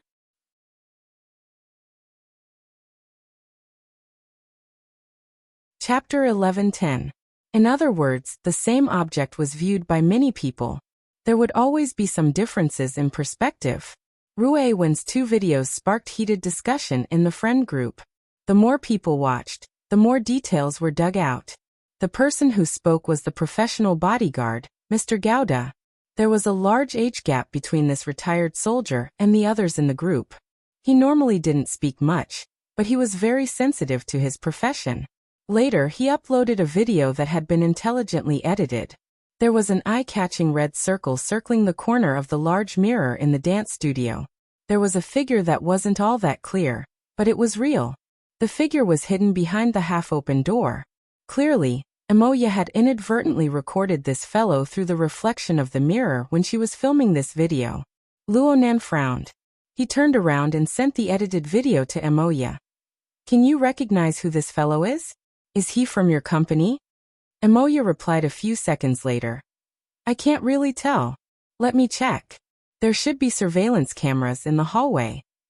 There really are some people in the company who send out internal videos in exchange for some cigarettes and alcohol money. Oh, it's also possible that he's an Seising fan. If he can enter the company, then he really does have remarkable abilities. An Seising fan. According to Luo Nan's limited knowledge, a small group like BHD didn't have any Seising fans in the entertainment industry. But when they did, they were often extreme characters. Of course, they wouldn't commit murder or arson. If they truly had strong evil intentions, Rue Wen would be the first to find out. Don't be careless. Let me know when you get the results. Luo Nan began to speed up once more. I'll go help Rue Wen with the procedures. What procedures? Luo Nan gave a simple explanation. Emoya chuckled on the other side, but she didn't say much. She casually sent Luo Nan a live video from the recording studio. From the video, it could be seen that whether it was Rue Wen or the BHD trio, their working conditions were quite good. Not a trace of exhaustion could be seen from their sleepless nights. Perhaps it was the dance exchange from before that made them all excited. Let it continue like this. Luo Nan restarted his morning exercise mode. Things went as he expected. After passing through the congested section of the city center, he rode the 100-knot bug and arrived at the Forest Wall district in less than half an hour. He saw the Lantown Welfare Institute hidden within the original mall. Luo Nan entered the entrance hall personally designed and built by Dean Wan and the children. He noticed that there were many unfamiliar faces in the rather modeled historical reception room to the side. Dean Wan glanced over from within the reception room. Luo Nan didn't say anything. He just pointed upstairs as a sign. He knew that the people in the living room all had serious expressions on their faces, but it was not a bad atmosphere of collecting debts, so there was no need to disturb them. The only thing that stood out was that Luo Nan saw. Di Weiwu was sitting upright in the room. Luo Nan could tell that he was having a hard time. Luo Nan had a few guesses when he saw this situation, and thought of Bamboo Pole's report from this morning.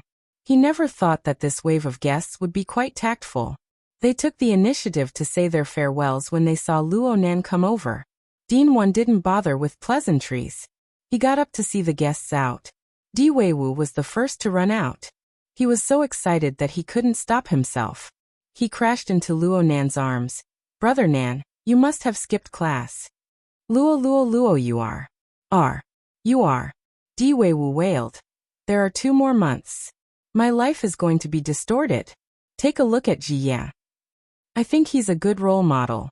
In fact, the vast majority of people yearn for that kind of educational opportunity. It's the vast majority of parents. Di Weiwu's unreasonable pestering amused quite a few people, including the departing guests. Dean Wan just nodded to Luo Nan. You came a bit earlier than I expected. I just came to see if you signed it. If you're done, I'll just take it and leave. The hard copy is ready, but it looks like it needs to be verified online. Wait a moment. Okay. You do what you need to do. I'll give this kid Weiwu a lesson first. There was nothing wrong with this conversation, but the guests who were about to leave were a bit more sensitive. Someone asked, online signature? Do you need to go through the vagrant adoption procedures?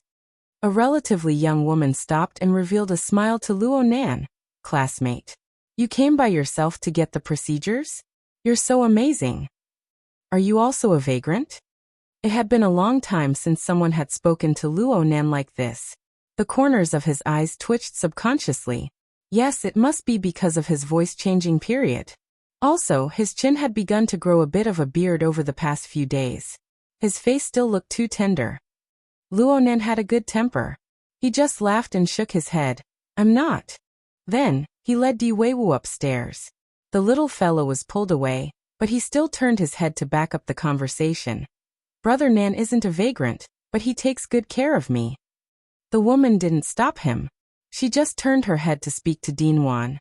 Mr. Dean, we aren't forcing the hospital to do anything. We just hope that everyone can assist us and do some thoughtful work. We want a child like Weiwu to get online and find his family. He won't have any regrets in life. We will also pay great attention to the privacy of the relevant personnel. What's online? Luo Nan had some doubts in his mind. He asked Di Weiwu, but he was afraid that the little fellow wouldn't be able to explain it clearly. He simply threw this question into his friend group. The friend group has almost become a work group these days. Bamboo Pole's ridicule was completely unconvincing in front of the nutritional products he forwarded. But this didn't stop him from doing proper business. He was still the first one to provide effective information. I was just about to report to you, boss. Right now, the organization level of Xia City's protest group is clearly on the rise. And there's a phenomenon of connecting with other cities. Internet Explorer is one of the most important symbols. This thing sounds familiar. Octopus popped his head out and interrupted. I think I've seen it somewhere before. If you've seen it before, then it means that you've been to the Vagrant Exchange quite a bit. And you've messed with their internal network quite a bit. Meow. Octopus's voice was a bit messed up. Luo Nan also frowned. He had seriously researched the Vagrant Exchange a while ago. The question bank. He really didn't see any relevant information. What's this website used for? It's probably equivalent to a platform for finding people. Bamboo Pole began to send screenshots to the group. In the beginning, Online Wanderer was a social networking function module placed on the Vagrant Exchange's intranet. It was probably a reaction against the mainstream secrecy, but the response wasn't that great. After all, very few people would take unnecessary actions after accepting the Vagrant Exchange's unique private credit system. I don't know when it started, but someone borrowed the function of this module to develop a fill-in-the-blank game. It's probably about uploading basic information about a person and their family. Then it was continuously expanded and perfected to form a relatively complete relationship and social network. Of course, this was done at the cost of exposing other people's privacy. Then perhaps because there were too many blanks in the fill-in-the-blanks game, the more people filled in the blanks, the more difficult the game became. It seemed to be proof that a lot of unknown missing people had appeared among the vagrants who returned to the city, which aroused the interest and suspicion of many people. Gradually, the case started to spread. Recently, someone in whose city has launched an activity. They encourage all vagrants to upload information related to themselves and their relatives. This is to form a relatively complete network of relationships, so as to fully reveal the blanks in the network. Clearly, this wind has blown to Xia City. Octopus chuckled. The legendary missing immigrants and vanishing relocation. Luo Nan didn't know if Octopus remembered the conversation on the platform yesterday. Luo Nan looked at Di Weiwu and decided to let this kid go for now. After Luo Nan let Di Weiwu go, he replied in the group and asked, whose city? Bamboo Pole responded, Xia City should be fine. There are some cities inland. Don't doubt that I'm talking about whose city. They did some bad things in the past, and now they're rebounding quite fiercely. From what I remember, it seems like that branch president is quite close to headquarters. As for what his name was, Luo Nan really couldn't think of it for the time being. Gao Wenfu. Red Fox suddenly popped up. It was a simple reply, but it sounded like he was chewing on ice shards. Is he your enemy? Papercut followed closely and asked in passing. I don't have the qualifications to become enemies with him. Otherwise, I wouldn't have made it to Xia City alive. Red Fox spoke calmly. However, this person is undoubtedly the leader of Hu City. He has thousands upon thousands of disciples, and disciples. His influence radiates far and wide. He might have clashed with him that time. I understand. Luonan thought for a moment. He didn't have a deep impression of this person. Red Fox must have participated in the summit that day, but he didn't sit in the core circle. Octopus suddenly had a strange thought. They all have the surname Gao. Celestial Master Gao and Brother Gauda. Are you related to them? They're out of my league. Gauda's answer was very simple. Dean Wan had already sent off the guests at this time. He came up to help Luonan complete the signing and authentication procedures. Though it was complicated, it didn't take much time. Luonan took the opportunity to ask about the origins of the guests. Sure enough, they came from the vagrant camp in the Trigate district.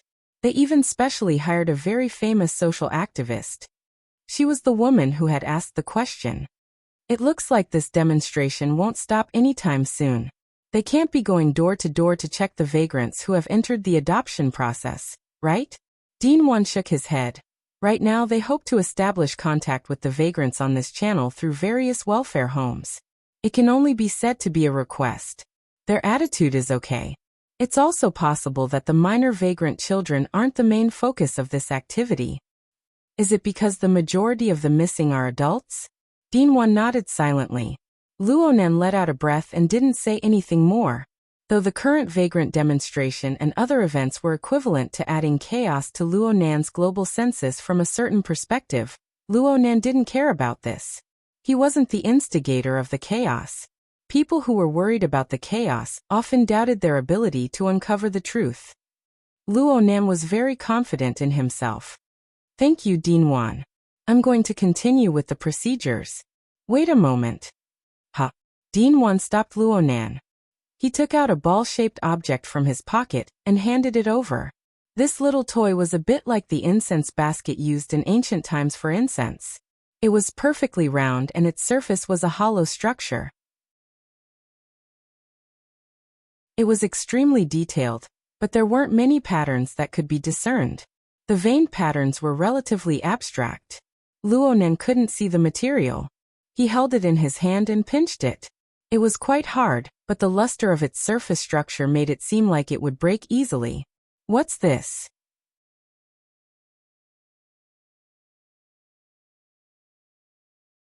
Chapter 11:11. Dean Wan thought for a moment. Let's call it the seismograph for now. Thanks to you, I was able to make a trip to the 70-format laboratory. I more or less gained something. This was the truth. However, Luonan rarely talked about this information with Dean Wan. He just had a tacit understanding in his heart. Suddenly speaking of this aroused Luonan's curiosity. I've never asked, Dean. Have you found the source of the divine revelation? I haven't. Dean Wan never denied that his extraordinary power and knowledge came from the divine revelation he experienced in the wilderness. He had been diligently seeking these past few years, hoping to find the true source of all this. Unfortunately, he didn't succeed this time. Dean Wan himself was quite calm. Order doesn't equal smoothness. Perhaps it's just a confirmation of our current ignorance. Dean Wan's words were sometimes even more awkward than Luonan's. However, Luonan had a conjecture regarding his understanding of the God's revelation. The core of the grassroots organization of the Order of Creation that Dean Wan had created had far too many similarities with the School of Creation that Luonan had come into contact with at the relay station. If the worn-out spaceship outside of the Sunwheel prison was added to the traces of information projected to Earth's spacetime, Luonan couldn't help but suspect that Dean Wan's divine revelation overlapped with the research direction and target of his own family to a considerable degree. However, he couldn't divulge this conjectural information for the time being. It was very likely that Dean Wan had already sensed it. Yes, this was tacit understanding. Dean Wan explained the design of the seismograph. My experience in the laboratory gave me some inspiration and stimulation. You know, it's unavoidable to feel that the space-time environment we are in right now isn't particularly stable. Luonan went, ah. Then he laughed. Dinwan continued. After returning to Xia City, that feeling lingered around me. I don't know if it's real or just my imagination, so I made this thing, hoping to verify it. It's mainly based on what I've seen and heard in the laboratory, and with reference to the environment on both sides, I made a sensor device. Of course, I'm still lacking a layer. There are many parameters that I can't fill in. If possible, you can try to complete it. Though Dinwan's explanation was not clear and direct, Luonan still understood. This should be a part of Dinwan's experience after coming into close contact with the Misty Labyrinth. Dinwan used the creation technique he was most proficient in to form a tangible object. Without a doubt, this was a good opportunity to observe and understand the Misty Labyrinth from a different angle. Of course, Luonan accepted. I'll go back and study it. I'll go back and do some research. The two of them did not exchange any pleasantries. Both of them were pure researchers, and most of their communication was through the products under their hands. Luonan tossed the seismograph up and down. The reason why it was called this was because Dinwan was quite certain of the relationship between the Misty Labyrinth and the Earth's local spacetime. At this moment, Luonan involuntarily thought back to the series of research that Peony and the others had done in Spring City some time ago. There was also the poetic metaphor of the wheel that ran over time and space. Alright, I have to admit that there are many capable people in this world. By the time Luonan and Bamboo Pole met up in front of the SCA office building in Xia City, it was already around 11 o'clock in the morning. By this time, they could go to the government department to go through the normal procedures. They could find a restaurant outside to get ready, eat their fill, and come back in the afternoon. Of course, Luonan didn't need to do this. By the time he arrived, his temporary secretary, Bamboo Pole, had already straightened out the procedures and people on this side. What Luonan needed to do wasn't just simple procedures. He needed to make further adjustments. Boss, you should have some sense of privilege. Bamboo Pole, who had just finished a round in the building, naturally pushed the problem of his busy morning to his boss, who had provided him with a generous reward. You should know that your entire family is a member of the SCA's high-level authority group. When it comes to the protection of identity information, there is a corresponding clause. In fact, when you were asked to go through the procedures this time, you could totally slap the relevant personnel in the face and question him. Why was our household registration information leaked? Bamboo Pole had ample talent for acting. He really did have the appearance of a hedonistic young master. Luonan laughed when he saw this. It was the SCA official who accompanied Bamboo Pole and waited for Luonan's arrival. His expression was hard to describe. Luonan also knew this person. He was deputy chief of the Xia City branch of the SCA. Last year, Rue Wen's identity was verified by him. This time, he was the one who came forward to receive her. His intentions were very obvious. In the end, he was a colleague of his uncle.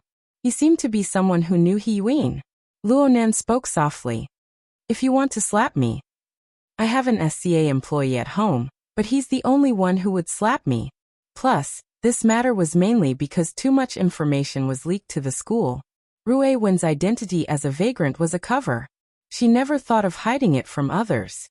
Bamboo Pole nodded. But I still suggest that after this matter, the measures to protect identity information must be strengthened. Perhaps this little trick will be completely useless against a true adversary, but at the very least, it won't be a waste of time for inexplicable reasons. You're right. Chief Hu, I'll have to trouble you from now on. No trouble at all. I'm ashamed to say this, but our service really isn't up to standard. Deputy Chief Hu's attitude was even more humble than the last time they met. He led the two inside. Luonan didn't actually need to personally handle the specific procedures. Luonan had already given the SCA and the government system of Xia City a gargantuan amount of face by sending over Dinwan's personal verification. Under Bamboo Pole's mediation, what Luonan needed to do right now was basically to negotiate and question. Of course, neither Luonan nor Bamboo Pole paid much attention to it. They changed the subject on the way. I made a little discovery just now. It's related to our cute beautiful housekeeper, Miss Shueyuan. Didn't you mention something about the game network? I just went up to do a bit of research. She's up there? So she's a vagrant. Luonan immediately had a guess. Emoya had said something in the morning about being confused when one is involved. Bamboo Pole nodded. She's not just a vagrant. She's quite a senior in the game network. What I'm trying to say is that she was already registered on this website before it became famous. She probably just left the circle. Is she a member of the exchange? That's not it. I also did a bit of research. Miss Shueyuan is a relatively rare city migrant. She followed her adoptive parents from Hu City to Xia City when she was 8 years old. It's been 10 years since then. She had been adopted into this adoptive family for no more than 3 months before that. It was also not long after Hu City released the Vagrant Relocation Act. She was one of the first vagrant descendants to be adopted. Due to the fact that the procedures weren't complete back then, and the fact that she was moving across the city, her vagrant identity was never revealed until now. It sounds quite complicated. It's just that it was complicated back then. Bamboo Pole spread his hands. Actually, the reason I'm telling you this is because if I can dig up her background, then others can too. Actually, I just casually looked up some information when I was drinking coffee in Chief Hu's room. I didn't even use any technical methods. See, Shueyuan's vagrant identity isn't exposed. Once exposed, the trouble will definitely escalate. Bamboo Pole's judgment was still ringing in Luonan's ears when something happened over at BHD. And the funny thing was that Luonan didn't find out about this from Emoya or Ruewan. Instead, he found out about this from a hot topic on social media.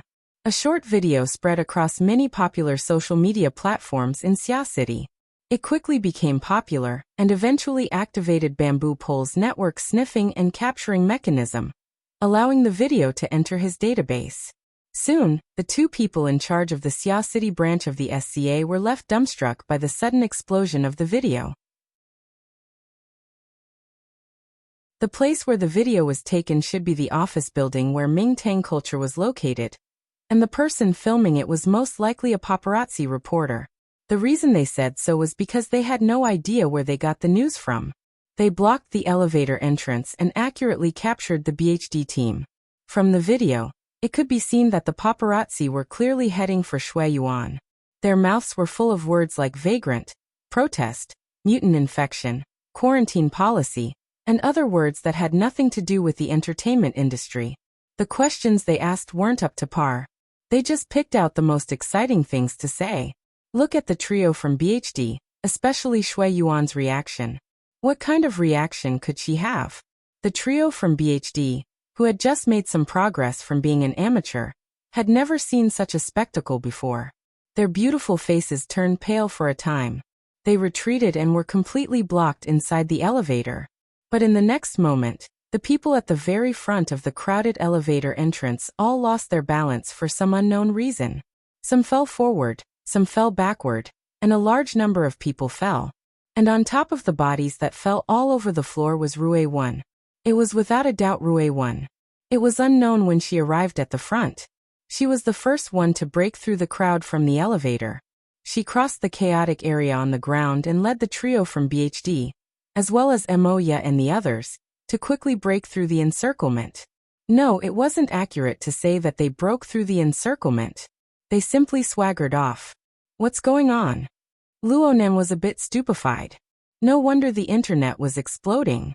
When celebrities from all walks of life were interviewed, all sorts of dark histories emerged one after another.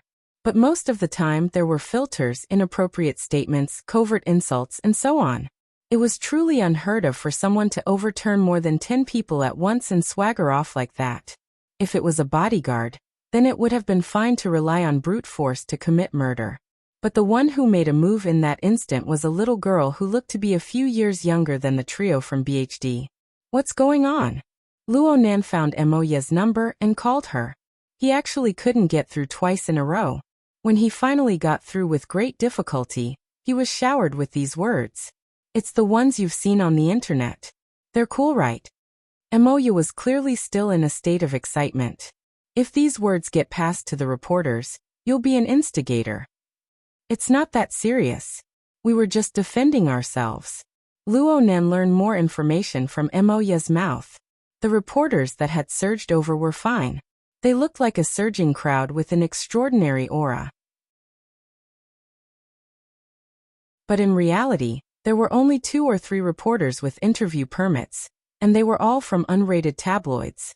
If this was the case, then the agent who had been following them from the side was completely capable of controlling the situation. But Luo Nan never expected that these paparazzi reporters had actually been summoned by some anti-fans. That's right. A good portion of the people who had tried to rush into the elevator were of this status, especially when there was an extremist mixed in. An unknown liquid mixed with paint was found on his body. There were also blades and the like. This solved one of Luo Nan's doubts. No wonder Rui Wen took the initiative to make a move.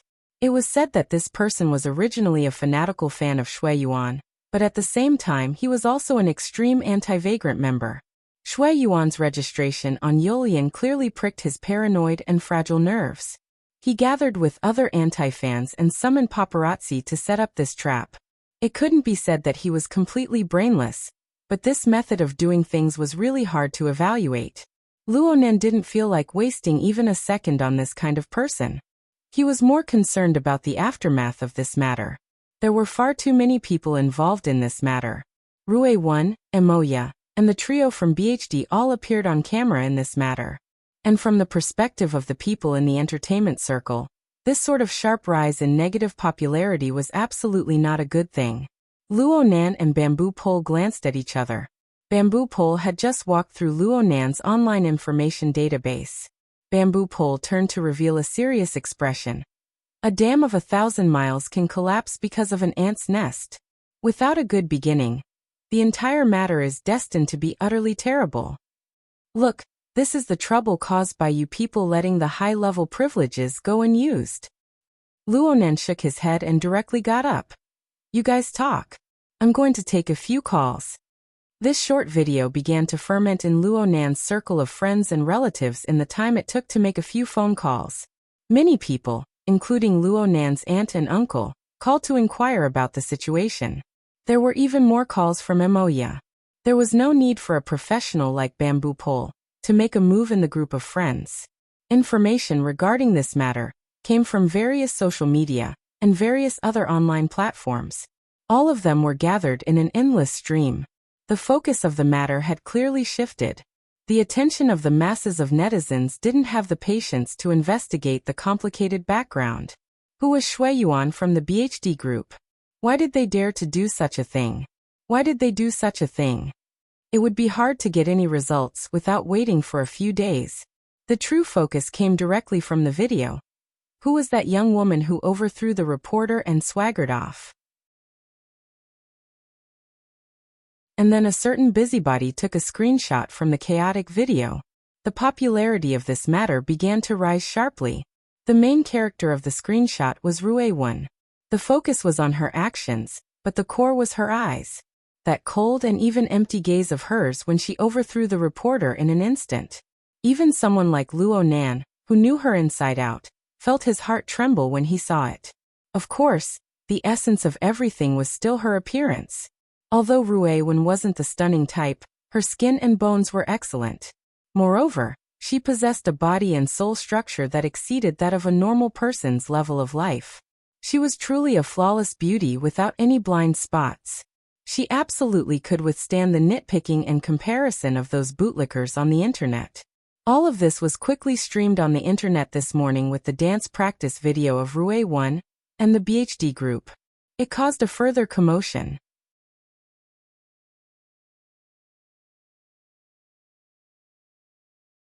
Chapter 11-12. Is this a publicity stunt?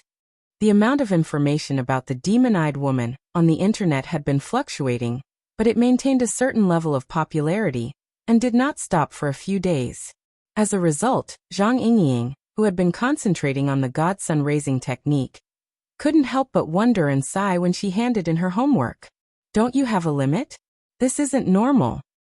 The general public would only find it abnormal if there's a restriction, right? Zhang Yingying was quick-witted and immediately grasped the key point. You're letting this go? It's just tacitly allowing some people to add fuel to the fire. Understood. Protect that long-legged snow garden and divert the public's attention. No wonder Mingtang culture's statement was so vague. That makes sense.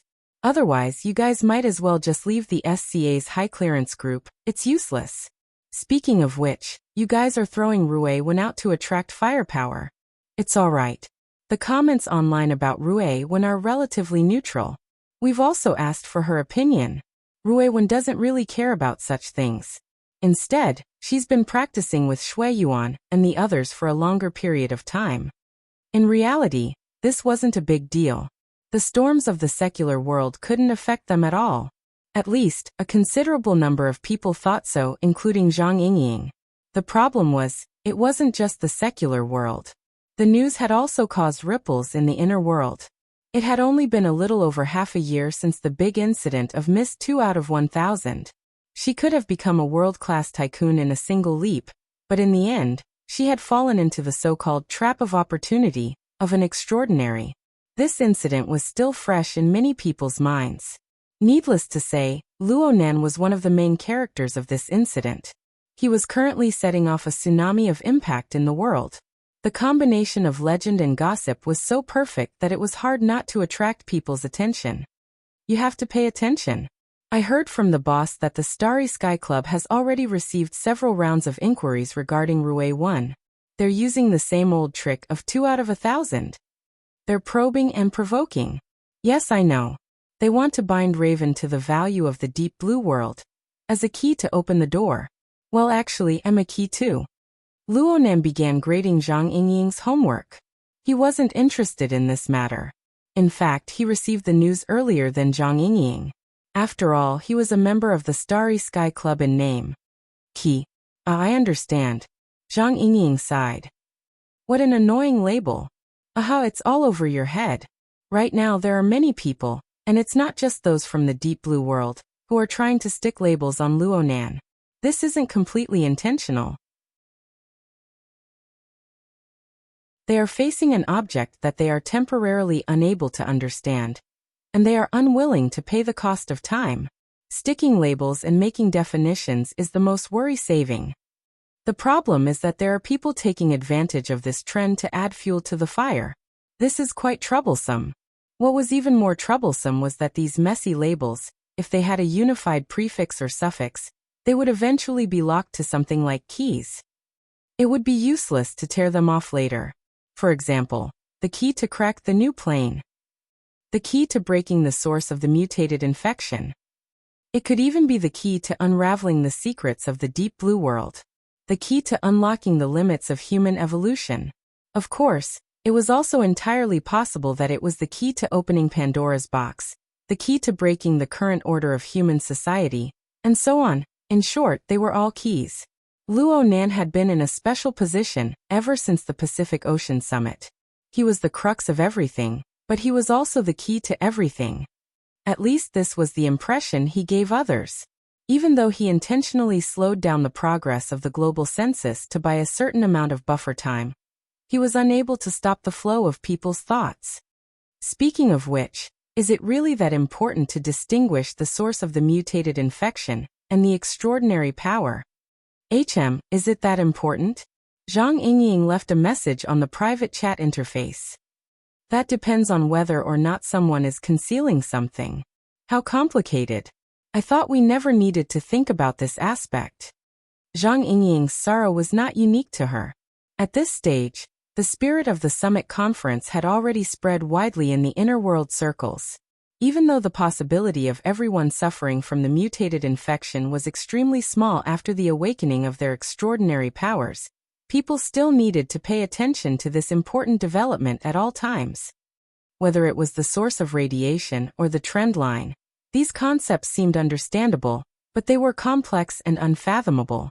They all announced that the world they lived in was undergoing rapid changes. They needed to work hard to adapt. However, a considerable portion of people still followed the trend and advanced. If we don't do well, we'll become the enemy of the entire world. Think on the bright side. The entire world might be convinced. There are far too many inconceivable things on Earth. There's no need to talk about it in the universe. Let's talk about what's happening right now. Who would have thought that you, Sister Yingying, would walk the path of a breeder and never return? Protruding. I'm praising you. Luo Nan's attitude was very sincere.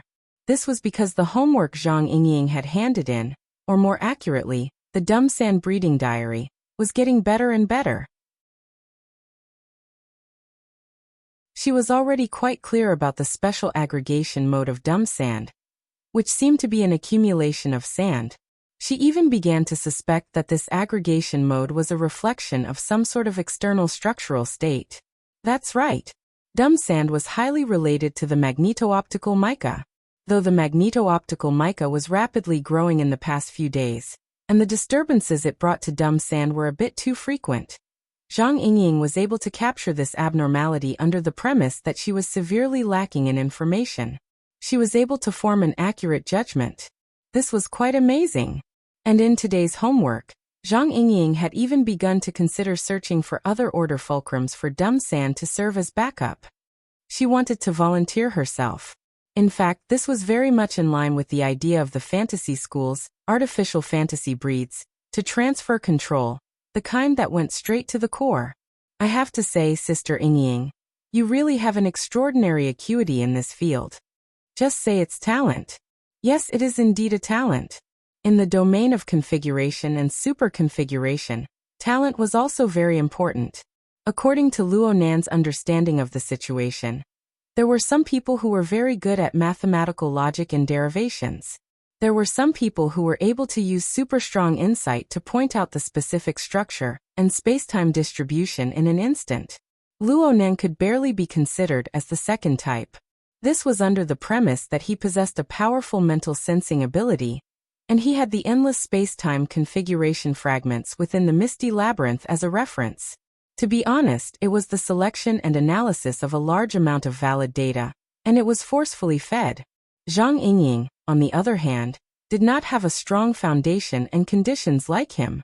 Under such circumstances, she was able to repeatedly grasp the key parts of the dumb sand's growth process, had her own ideas, and effectively form a positive interaction with the dumb sand while still lacking a lot of knowledge. Other than talent, there was no other explanation.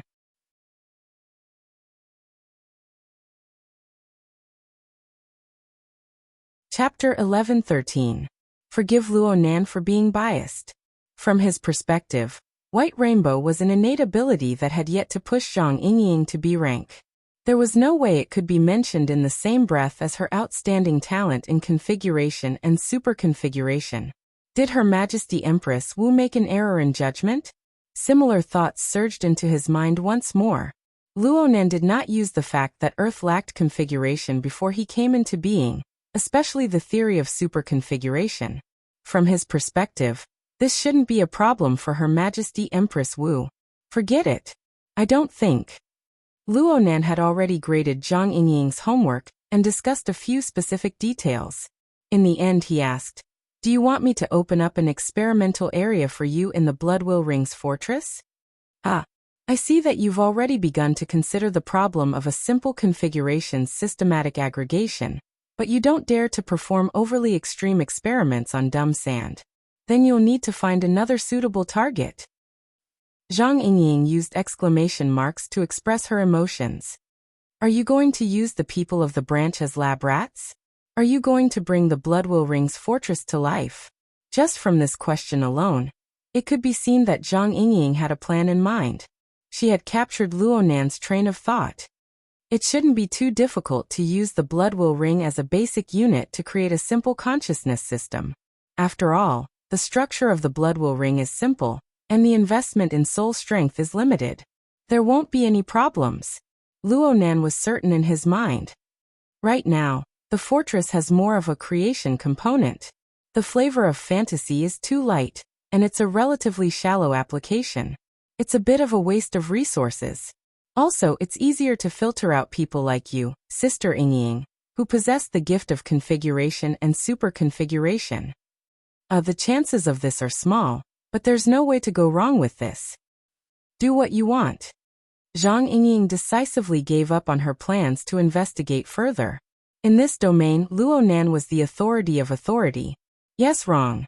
In this domain, he was the only authority on Earth. No one could compare to him. She would just do whatever Luo Nan said. Then I'll start making preparations. Luo Yanwei, tell President Ouyang Gao Tianshi, and the others. They've been very tight these past few days. I don't want them to treat me as a spy because of a miscommunication. There were quite a few ability users in Xia City, especially those with fleshly bodies. It was better to use the psychic wave network to construct the Ring of Blood Will. Recently, the branch had been researching the connection between the psychic wave network and the Ring of Blood Will. Luo Nan responded with a grunt. Then he asked curiously, President Ouyang, why are you so nervous? You don't know.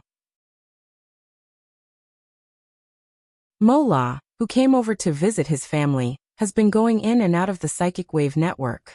He seems to be doing some tests. With such a top-notch assassin beside you, no one would have a good time, right? Can't we just chase her away? The problem is that President Ouyang also wants to take this opportunity to improve the infrastructure of the psychic wave network and upgrade it. That's up to you. Speaking of which, you really don't take it seriously. Luo Nan replied with a puzzled emoji. Don't think that just because you brought out the name of a global census, others will look at the whole world like you. That Mo La and many others might think that you are trying to divert the attention. Now, if you stop at any place for too long, someone might suspect that there's something wrong with that place. There's already a rumor outside. You're talking about the new plane, right? I don't care what other people think. Besides, their thoughts can't be wrong. Sigma degree, retract. Retract the information. Didn't you see the research results of Professor Wu Zuanliang and Peony's team? I can't say that their research has touched upon the essence, but I rather approve of the general trends and phenomena. Pure research is really great. If the matters of the world could be dissected and solved in this way, then it would be super simple and super blissful. Bullshit. Don't be so sour.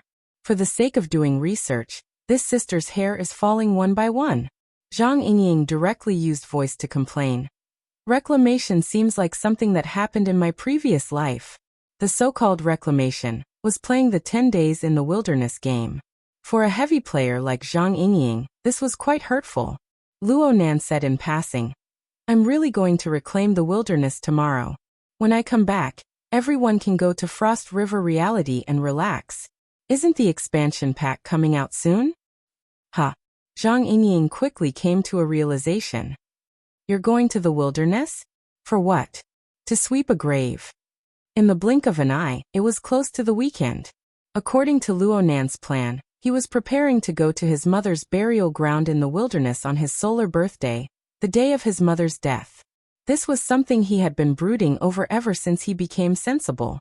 He really didn't have the ability or the conditions before, but now he absolutely couldn't miss this opportunity.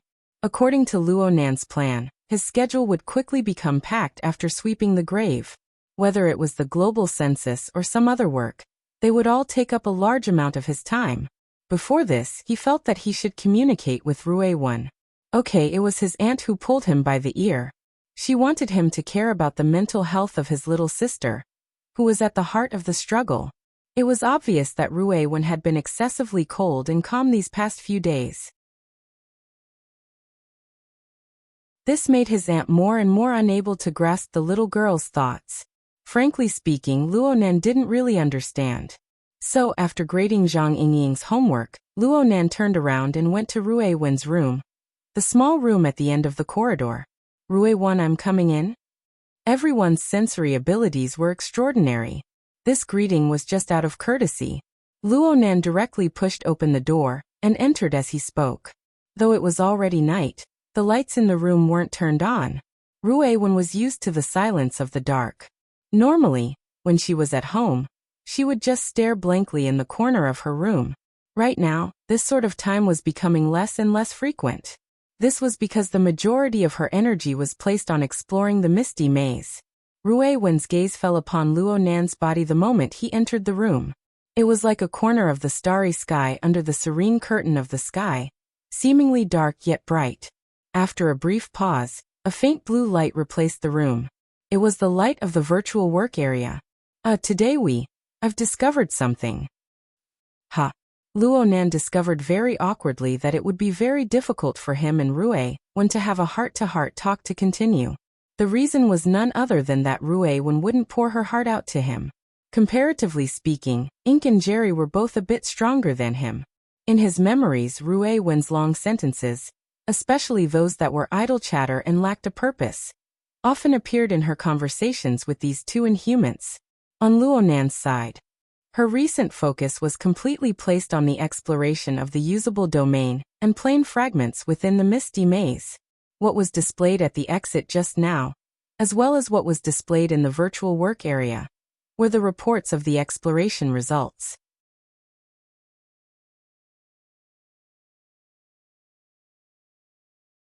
Chapter 11:14.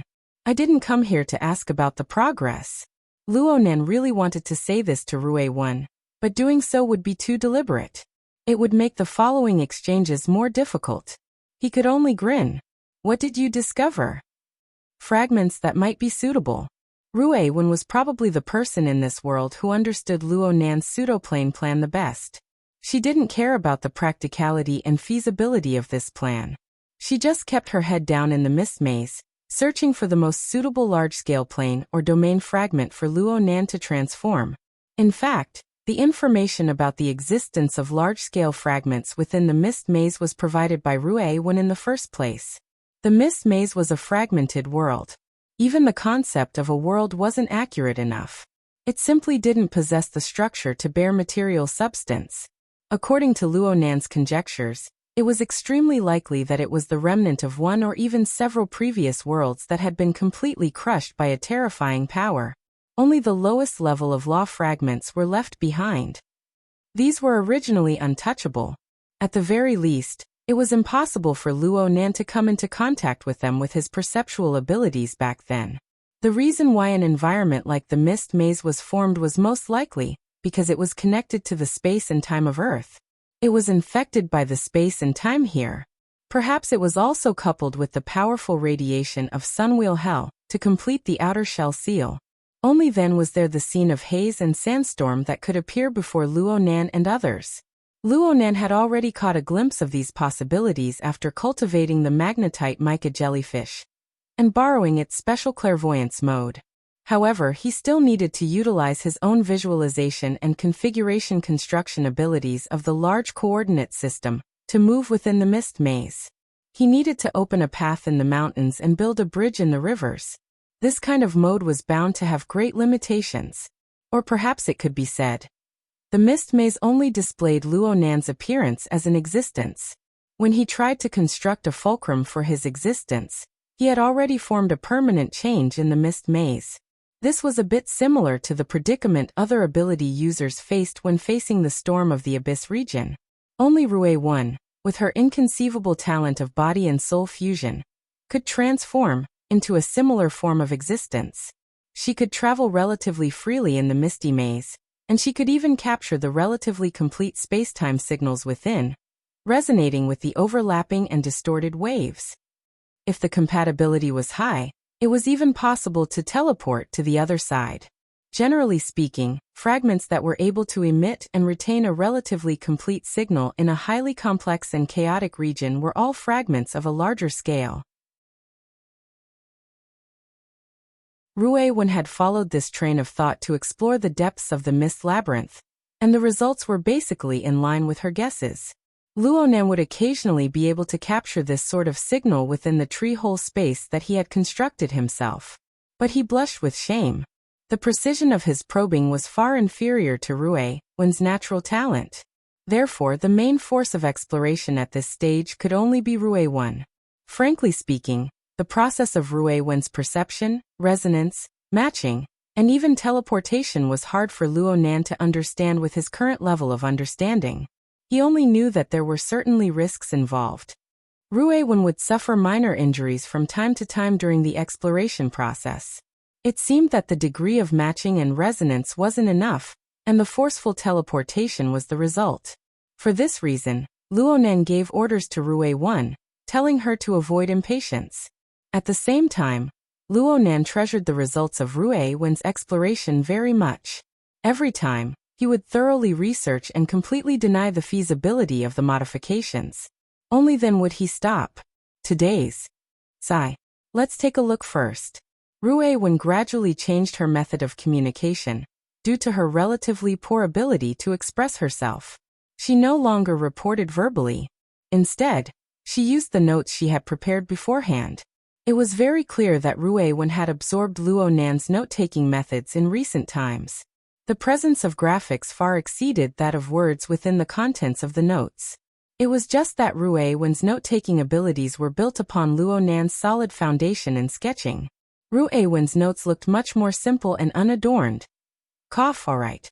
If Luonan didn't have a relatively complete understanding of the terrain of the Misty Labyrinth, it really wouldn't have been an easy matter to understand. Luonan scratched his head. He temporarily pushed aside the idea of how to communicate with Rue-1. He did his best to translate the information that Rue-1 was trying to reveal from the concise graphics. You've made progress in drawing. Luonan first gave a word of praise. This wasn't a false statement.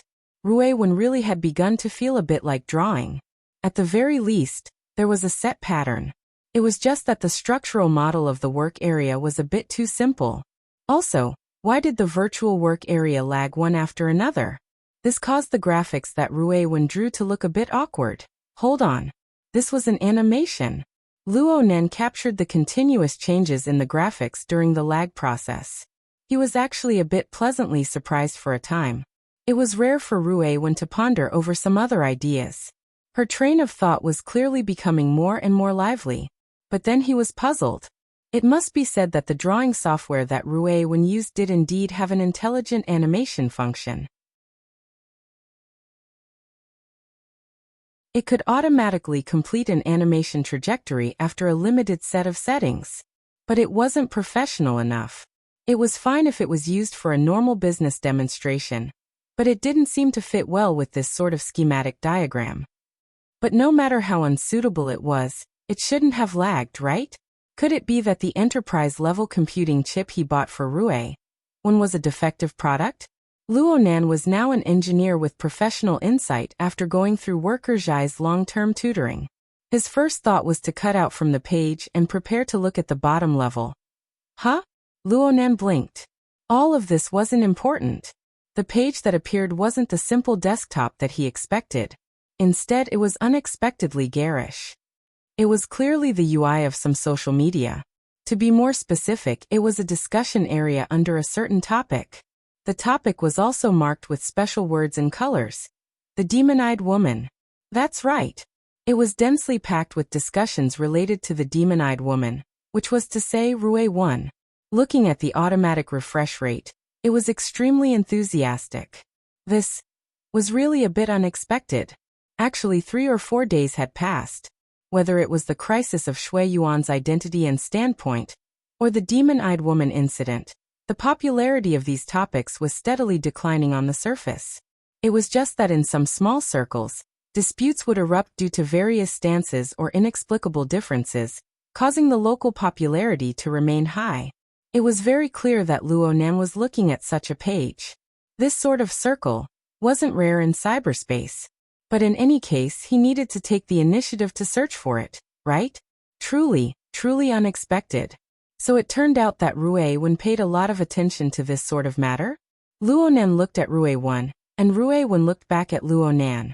Speaking of which, Luonan was already a bit worried that the little girl would fly into a rage out of humiliation. But when their eyes met, all he saw was pure and serene. On the contrary, Luonan was a bit embarrassed. Originally, this was a very good entry point, but he forcefully pushed it back. He was completely subconsciously covering up for Rue-1. He cut back to the interface. It seems like I processed too much data. What the hell? Cover up my ass. But the matter was just this absurd. Luonan was clearly making things up, but what he said just so happened to hit the crux of the problem. While he was messing around with the drawing software, he saw that the back end of the drawing software was actually processing hundreds and thousands of drawings. Perhaps even more drawing materials. This wasn't a professional animation software. With such an enormous amount of data, coupled with Rue Wen's high requirements, it was naturally impossible to handle. The lag was born from this. Why are you drawing so much? Luo Nan understood as soon as the question left his mouth. It was certainly because Rue Wen wanted to ensure the detailed effects of this animation. He could see that Rue Wen really attached great importance to this new discovery. I'll download a professional software for you later. Hick. Instead of messing around with the software, it's better to go check it out on the spot. Rue Wen nodded, then she stood up. No, not now. There's no rush. Luo Nan finally recovered. He knew that if he were to return to the topic of the Misty Maze and continue the conversation, then the preset brother and sister night talk would basically fall apart. He took the initiative to press the pause button. Let's study this matter in detail tomorrow. Tomorrow was Friday. Was he going to let Rue Wen skip class? Small matter. Luo Nan decisively bypassed this obstacle. He truly brought out the words he had already figured out. Oh Rue Wen, have you been running back and forth these past 2 days? Have you been too tired? Rue Wen shook her head and responded softly. I haven't. Then that's good. Luo Nan wanted to speak the following words, but he forcibly choked them off, making it hard for him to continue. This was because he suddenly came to a realization. He had just seen a new situation from Rue Wen that he had never seen before. He had never even thought of this new situation. He had prepared a plan for a heart-to-heart conversation, but now it was all for naught. At this sensitive time, the words spoken were like spilled water. It would be hard to take them back. Before this, Luo Nan really didn't think that Rue Wen had any psychological problems. At least, he didn't think that his aunt would be worried about her. But right now he really couldn't grasp it. He wanted to play it safe. At the very least, he wanted to discuss it with his aunt, who had rich experience in educating others. He also wanted to observe her a bit more. And so Luo Nan could only start strong and finish weak. He said a few words of nonsense about striking a balance between work and rest and left in a hurry. Luo Nan was a bit at a loss after leaving the door. Going to find his aunt right now seemed to be a bit of an overreaction. Then, he simply gave Moya a call. But the one who answered the phone was the manager of the Mountain Creek Band, the chubby sister Meng. Mr. Luo? Moya and the others are performing. They transferred their signal to me. Is there something you need? Oh, I forgot. It's nothing. Only now did Luo Nan remember that Moya wasn't home tonight. She had a performance assignment. Luo Nan hung up the phone and stared blankly for a moment. He hesitated for a moment, but he focused his mental senses on Rue Wen. From his perspective, this wasn't a big deal. He didn't do this in the past because he wanted to protect his privacy. He didn't want to make things awkward for Rue Wen with her own outstanding perceptual abilities. But now, through the special clairvoyance mode of the magnetic photon mica jellyfish, he shouldn't be able to sense it, right? Rue Wen shouldn't care even if she did sense it. Well, she wouldn't. Luo Nan cast his gaze over after completing the relevant mental preparations. Rue Wen was still sitting in the corner of the pitch-black room. She maintained the same posture as before, but her eyes were closed. The virtual work area was off. That's right. She didn't need to display it, so of course there was no need to keep it on. The problem was that Luo Nan had no way of knowing whether or not Rue Wen was resting with her eyes closed, or whether or not she was surfing the web through her retina projection. Luo Nan stared at her for a long time. He wasn't sure whether or not he had been discovered by Rue Wen. In any case, he hadn't discovered anything. This didn't give him any comfort. Instead, he felt his head swell. The problem was complicated.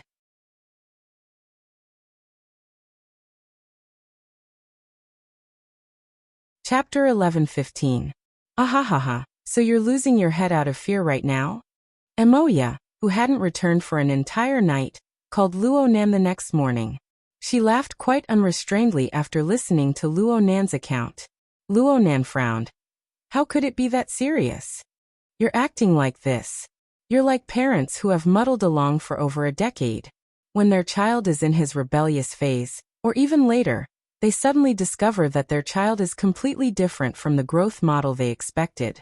They feel that the product they nurtured for so many years is basically going to be scrapped.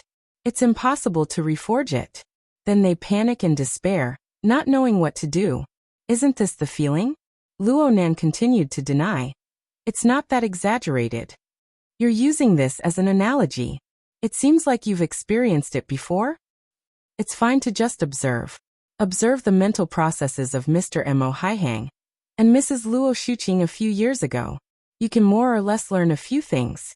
Of course, I've also gotten involved in this mess myself. Luo Nan's mind went blank. You.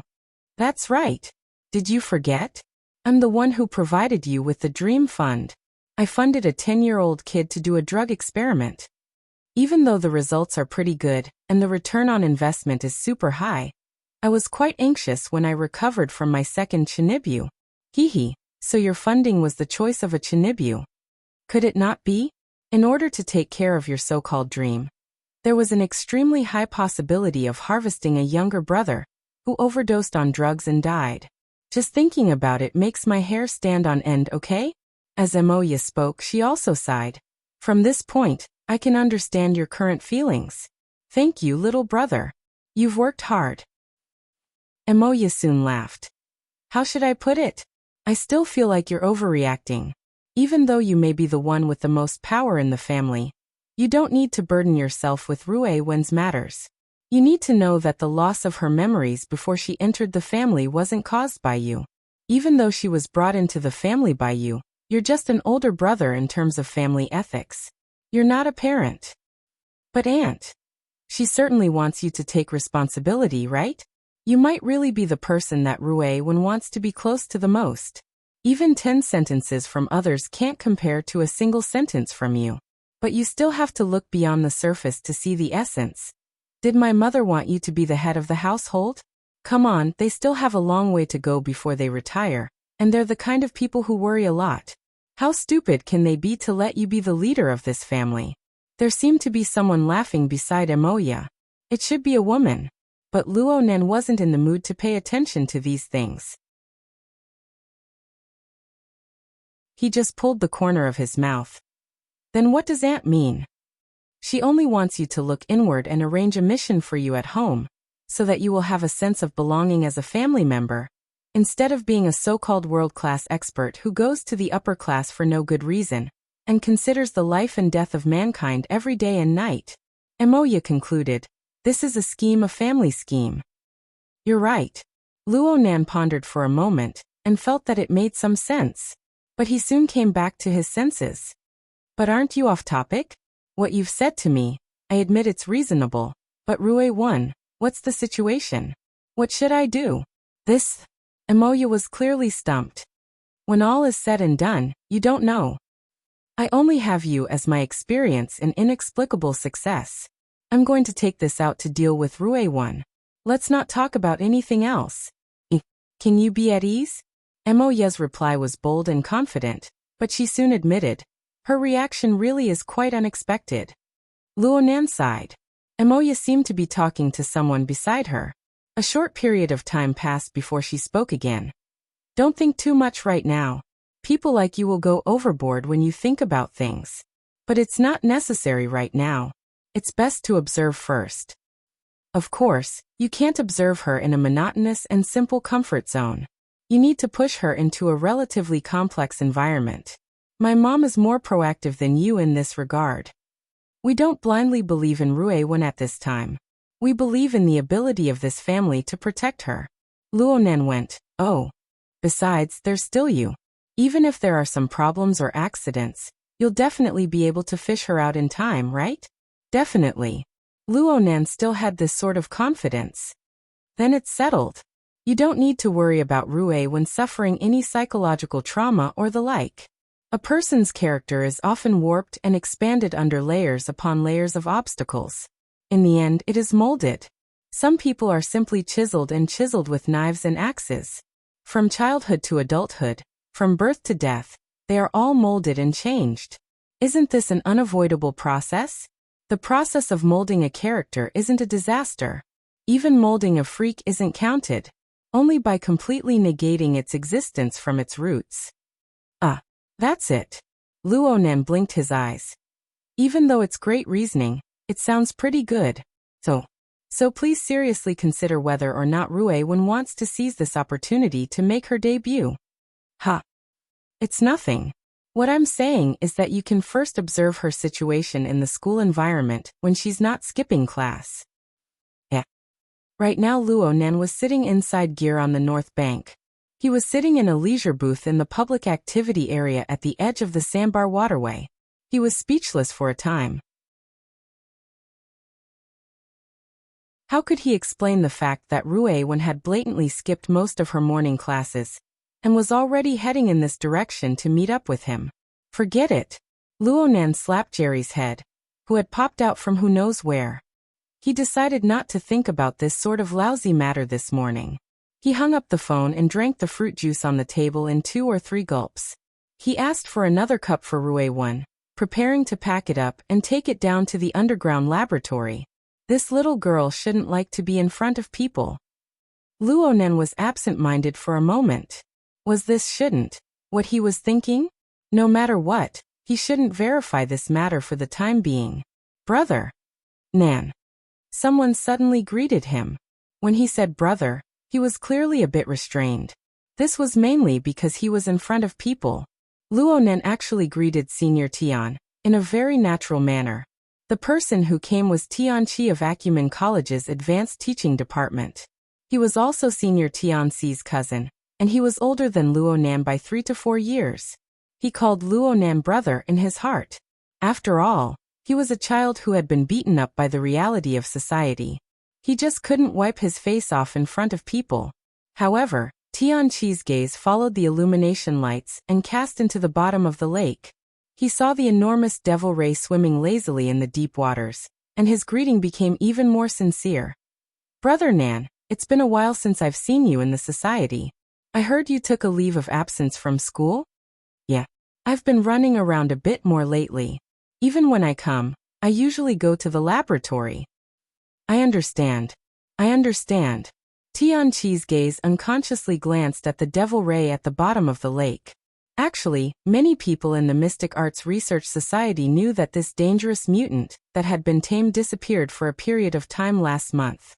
It only returned at the beginning of this month. There were even fewer people who knew that the main character of the video of the devil ray flying through the sky that had been wildly popular in Xia City at the beginning of last month was probably the devil ray at the bottom of the lake. As for the highly blurry figure in the video, forget it. He didn't dare to think about it. Though he didn't dare to think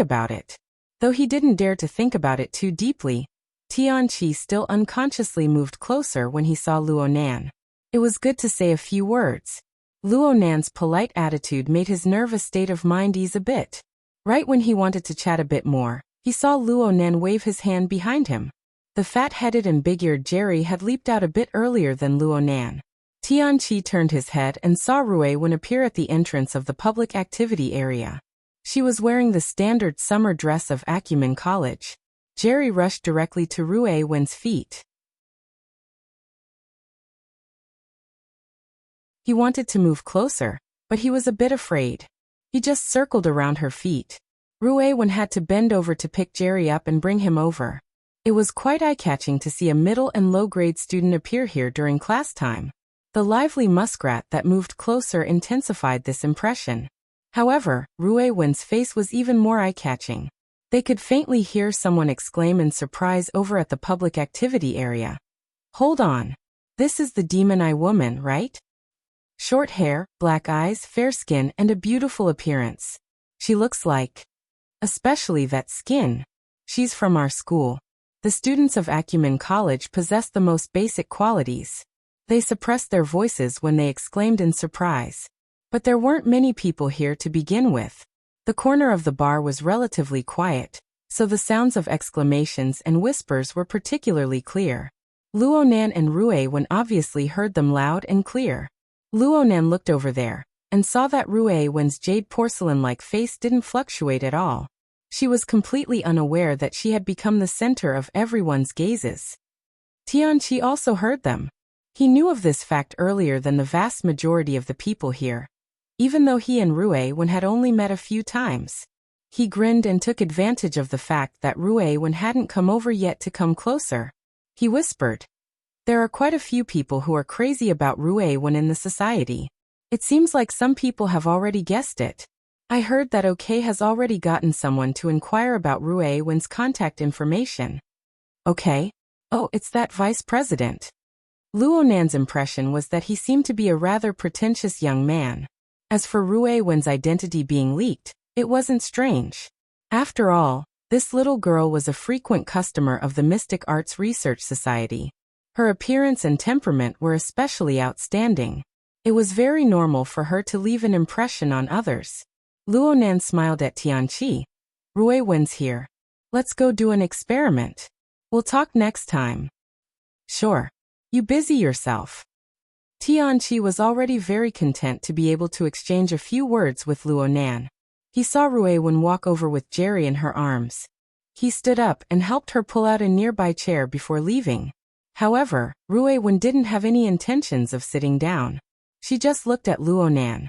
Luo Nan wanted to chat with her some more, but when he saw the little girl's calm and wooden expression, as well as the drinks that were already packed in his hand, he sighed in the end. "Let's go." Luo Nan and Rue Wen didn't do any experiments in Gear's underground laboratory. Instead, they quickly jumped to the cloud world and entered the misty maze. They went to do the on-the-spot investigation they had agreed on last night. Of course, the on-the-spot investigation was impossible. The area that Rue Wen could currently reach was still out of Luo Nan's reach. Rue Wen clearly had her own considerations regarding this point. Within the treehole space that Luo Nan had created to carry material matter, Rue Wen brought up the offline mode drawing software. She referred to the previous records and cast her gaze into the area of the sandstorm outside. At the same time, some of the chaotic fragments that whistled through the air displayed a few special trajectories. They gradually took shape and formed into a scale. They were like thousands of ravines in the depths of the shattered wilderness. There was an underground river that meandered and flowed.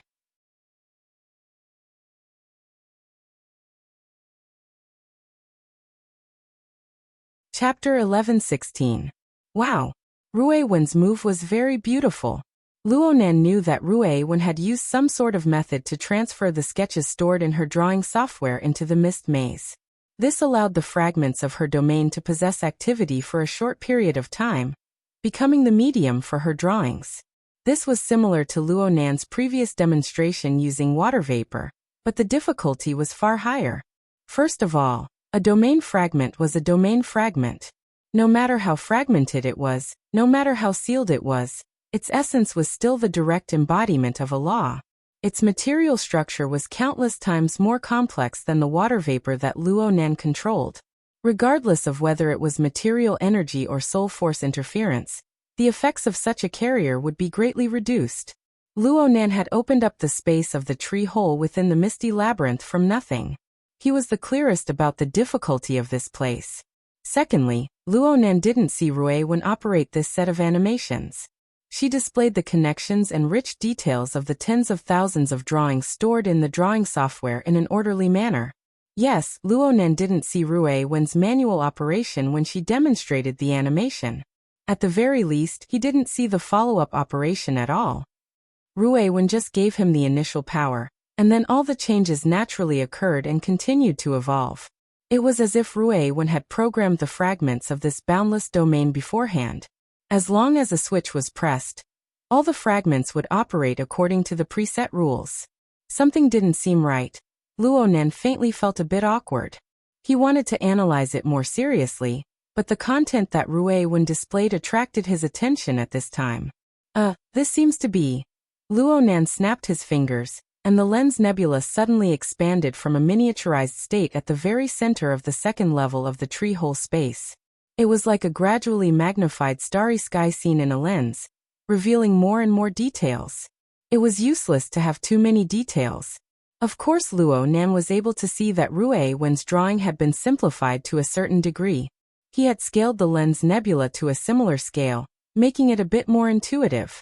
Luonan made a slight comparison and came to a preliminary conclusion. This radiation zone hasn't been monitored yet, and you're relying on the inner layer. You don't want to live anymore. He unconsciously raised his voice and glared at Ruei-1. You're already listening in, Raven replied. There's no result at all, okay? If you take another step forward, won't you run into the Sunwheel Extreme Prison? Do you still want to live? It's still a long way off. Ruei-1's reply was even simpler. Luonan pressed her head. Is the concept of near and far appropriate here? Ruei-1 remained silent. As long as Luonan had the time in the near future, he would certainly go to the tree-hole space to conduct an eavesdrop. He would also make the relevant records. He would combine the boundless fragmented data with Ruei-1's search records to slowly trace the outline of the misty maze. He didn't dare to say that he had a complete grasp of it, but he had a general understanding of it. The core of the maze was, of course, the Sunwheel Extreme Hell. It was a place where the two unimaginable forces of order and chaos locked together. It was both violent and balanced. Luonan didn't know how far the other side was from him. The concept of near and far wasn't suitable to be used here. All he could sense was the pull and radiation of this powerful existence. It was very likely that what he had been paying attention to all this time was just a projection. The main body was still countless light years away, but it was also possible that he would fall into the fatal gravitational sphere if he took another step into the misty labyrinth. It would be impossible for him to climb out. Luonan had consecutively created two world-class events, the light of the polar domain and the daytime nightmare, within half a year. He understood the terror of the Sunwheel Extreme Hell better than anyone else. Therefore, he could only stay a respectful distance away. He even had to intentionally distinguish and avoid the eavesdropping. The remaining areas that could be eavesdropped and traced were the main parts of the lenticular nebula. Basically, they were the perceptible areas that had been contaminated by the local spacetime rules of Earth. Luonan made a simple division of them. The first type was the radiation zone. It seemed that the two grand forces of the Sunwheel Extreme Hell had collided in opposite directions within these areas. It was unknown how many years had passed since the collision, but the shockwaves were still tenaciously continuing without stopping. Of course, it was more likely that they were affected by the powerful and contradictory radiation of the Sunwheel Extreme Hell, resulting in the continuous impact and collision. They also carried out a complex fusion. It was as if they were verifying the interlocking equilibrium of the Sunwheel Extreme Hell, but they weren't completely successful. This was the main melody of the misty labyrinth. The other type was the safe zone. Luonan's Luo clan's sandwich domain, which bore the space of the tree hole, was located in the relatively quiet periphery. These areas were clearly affected by the local spacetime of Earth. They were the main forces that collided and formed the cloud world. Currently, they could be considered the underlying structure of the cloud world. Strictly speaking, the distribution of this structure didn't have the concept of up, down, and four directions. The division between the inside and the outside was very blurry. It was highly complex and highly distorted, going against the daily experience of humans. It wasn't even easy to describe. The lenticular nebula only displayed a distorted projection. In essence, it was still a database. A deeper analysis was needed. Luonan's daily eavesdropping on the misty labyrinth was like a passive radar. Although the amount of data he processed was large, and there was a lot of noise, he was able to avoid making contact with the Sunwheel Extreme Hell. He did the basic work bit by bit. It was solid and safe. He wasn't the only one who was safe. Ruei-1 was safe as well. As long as he was effectively eavesdropping, the little girl should be able to come and go freely in the safe zone. And even within the range of the eavesdropped on the radiation zone with her ability of body and soul merging. From Luonan's perspective, Ruei-1's reconnaissance shouldn't have been done with the mindset of taking risks and searching for treasures. Instead, she should have helped his eavesdropping to carry out verification. Actually, it was precisely Ruei-1 that allowed Luonan to take many detours. She reduced a large amount of useless work. Luonan was able to quickly digest and absorb the results of his father's observations in the past month. If it wasn't for the requirements of the pseudoplane, Damn. In the end, it was still his problem. Luonan was vexed. He couldn't help but press a few more times on Rui Wen's head. Things weren't over yet. Rui Wen had run into the radiation zone without effective eavesdropping. Her nature could be called dangerous, but it didn't have much to do with the awkwardness from before. Luonan calmed his mind a bit. The animation of Rui Wen's demonstration flashed endlessly in his mind. It corresponded with the area within the lens nebula that he had just begun eavesdropping on not too long ago. It was a familiar yet unfamiliar area. He tossed aside the details that he couldn't delve into and just locked onto the skeleton depicted in Rui Wen's sketch. It was probably a few relatively large fragments of the domain, or the fusion of fragments. These large masses of things were manifested on the lens nebula in the form of a fuzzy halo of stars. There were a few slightly bright stars scattered in the center, and under the cover of these stars was the final target that Rui Wen had pointed out. It was just that this final target seemed to be hidden a bit too deep within the current lens nebula, and the location wasn't quite right. Luonan suddenly had a guess. He aimed at the area that Rui Wen had displayed. He even wanted to use his hands to measure the star atlas. This wasn't necessary. The eavesdropping and mapping image of the area was the result of his and Rui Wen's hard work. The answer actually lingered in his mind. Using his eyes and his hands was nothing more than confirmation. Yes. Strictly speaking, the image of the radiation zone without effective eavesdropping on the lens nebula was different from the final image of Rui Wen's demonstration. And it wasn't the same as the one at the very front. Luonan felt that Rui Wen's drawing skills were immature at first. Her simplification wasn't appropriate enough, resulting in a distortion. But now, let me see those drawings. Rui Wen obviously wouldn't refuse. She immediately brought up the work area and displayed the tens of thousands of drawings in the background. Due to the large amount of data to be processed, the refresh process wasn't too smooth. Luonan couldn't care about this. He directly got to work and quickly flipped through the work area, flipping through these drawings from front to back. This could more or less be considered a manual broadcast of an animation. But the broadcast didn't take too long. Soon, the first half of the several thousand drawings arranged in order appeared. If the evolution process displayed by these several thousand drawings was described as a 10-second video, then the one Luonan locked onto would be in the region of half a second. Though it had undergone simplification, it highly corresponded with the structure of the star atlas displayed on the lens nebula.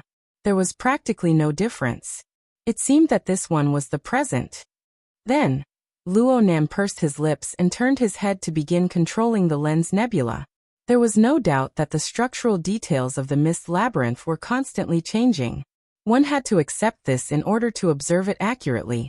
One had to adapt to this.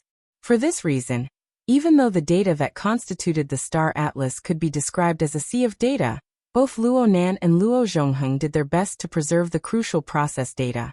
They recorded the instantaneous appearance of every node of the mist labyrinth. Blurry was counted as well. Luonan was tracing back to the previous records. He slowly pushed the structure of the mist labyrinth displayed on the star atlas forward. Actually, he was completely capable of retrieving a single photograph. Even if the lens nebula was intrinsically distorted and unreal, the astronomical amount of data was placed there. It would consume quite a bit of mental effort to realize the dynamic changes. But Luonan felt that it was very necessary. Thus, after approximately 5 days or so, it was still the same cluster of stars that alternated between light and dark. However, the main skeleton that was constructed from the bright stars, after a slight adjustment of the angle and position, astonishingly formed a nearly perfect correspondence with Rui Wen's initial sketch. Luonan also confirmed a step further. This process of tracing back was simply the first half of Rui Wen's demonstration animation played backwards. Alright, this is the past. Then the ones that haven't been monitored yet. Are they the future? Luonan stopped. His forehead and the back of his head were slightly sweating. One reason was because of the mental effort consumed. The other reason was because he suddenly discovered that his talent and strength towards Rui Wen, he never understood it from start to finish.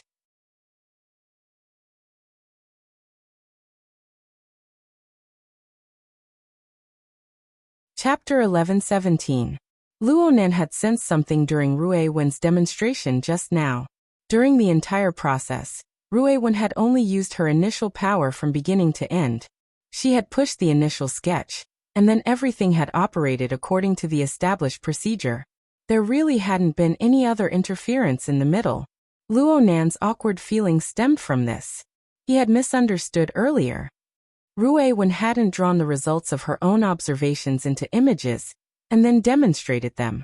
She had merely wanted to display the scene that had just occurred for him to see. To be more precise, there had never been any results of observation. The star atlas formed from the monitoring data corresponded to the nodes of Ruiwen's sketch. The closest set of nodes had just reached the first 2020 of the star atlas. Nothing had happened yet. How could there be any observations? In other words, this was a set of foresight. It foretold the development and evolution of a portion of the radiation region of the Mist Labyrinth in the future. Luonan cast his gaze towards the Lens Nebula. He felt the astronomical amount of data corresponding to every instant within. He thought about the amount of computation required for the dissipation and convergence of every detail. He went silent for a time. Of course, this was just a guess. As for whether or not it was true, it was still faster to ask Ruiwen. Ruiwen, is this the result of your predictions? Ruiwen thought for a moment and answered, I see a bit. I see? Luonan didn't know how to respond for a time. Ruiwen rarely used rhetorical techniques when she spoke. She usually wouldn't say things like descriptions or comparisons. So when she said she saw it, she really saw it? It would have been very hard for Luonan to think about this a month ago. But during this time, the inconceivable perceptual mode that came from the magnetic optical mica was gradually changing Luonan's observation and thought patterns. The appearance of this world was becoming more and more different from what it had always displayed over the past decade. Whether it was living things, inanimate objects, material objects, or the void. Everything revealed a different structure and connection under the bizarre perspective of the magnetic optical mica. Right now Luonan was doing his best to adjust and adapt. He hoped that this difference wouldn't turn into a tear. Looking at the normal world was already like this. What Luonan saw and felt when he observed the Mist Labyrinth was different from before. It was just that this place was far too chaotic and complex even under the special perspective of the magnetic optical mica. And the amount of data excavated had increased by an order of magnitude. Luonan needed to comb it a step further before he could hope to restore it to effective information. Since he was like this, who knew what this world was like in Ruiwen's eyes? Ruiwen was most likely unable to understand the complex train of thought within Luonan's mind. Since Luonan had asked her, she obviously had to answer to the best of her abilities. Right now Luonan had already brought up the Lens Nebula. Ruiwen gestured at the more intuitive star atlas. There's one here or maybe two. It's a bit dangerous right now. After a while, it'll be thrown out to this position. If it was someone else listening to Ruiwen's explanation, they would definitely be confused. Luonan immediately understood. You're saying that within this area, there are one or two large-scale domain fragments that will be affected by the collision of the ramming radiation zone. They will be thrown from a relatively deep location to a relatively safe area. They might be more suitable for remodeling? Ruiwen nodded. This was something that the radiation zone was capable of doing. Such a phenomenon seemed a little counterintuitive at first glance. The center of the contradiction or the storm should have a stronger impact, and the remaining debris should also be finer. But the problem was that the mist maze, which was a special environment caused by sunwheel hell, could not be simply regarded as the result of the collision and explosion. What was displayed in the broken structure was a mutual restriction, mutual influence, and mutual distortion mechanism. The next step forward was order. The next step after order was chaos. The present was only a temporary equilibrium. This sort of equilibrium mechanism formed a complex gravitational sphere. It was just like what commonly happened in the boundless universe. All things were destroyed and reconstructed, but they were no longer their original appearances. And this led to a direct result. The closer one got to the danger zone of the gravitational sphere, the more resources one could use. The chances of picking up scraps in the periphery were far, far too low. Luo Nan sighed and rubbed Rui Wen's scalp with force. So you know the danger. It can be used. Rui Wen didn't resist. She just emphasized this point once more. Since you said it, of course I believe you. It was rare for Rui Wen to say such accurate words. Luo Nan really didn't dare to refuse. He was afraid that this little girl would take things too hard and run into the radiation zone to dig anew. It would be good to take advantage of this opportunity to let her slow down. Since it was decided, Luo Nan subconsciously began to draw up a plan in his mind. According to Rui Wen's demonstration of the transformation process, it would take around 3 months for 1 or 2 large-scale domain fragments to be thrown out. It could be said that time was ample, but it could also be said that he was nervous. First, he needed to conduct a step further of monitoring. He needed to gather more data and verify the trend of transformation that Rui Wen demonstrated. Doing this to the radiation zone would more or less require some risk. It was just that it couldn't be compared to what Rui Wen had experienced. Naturally, he needed to arrive there and make contact with that place. Only then could he truly confirm and carry out the transformation project. But even at the end of Rui Wen's demonstration, the location of the large-scale fragment was at the edge of the radiation zone. This edge wasn't a simple outer region. It was a relatively safe zone within the distorted maze structure. He needed to properly plan his route if he wanted to arrive. This was a very severe challenge. If he failed, he would fall into the radiation zone.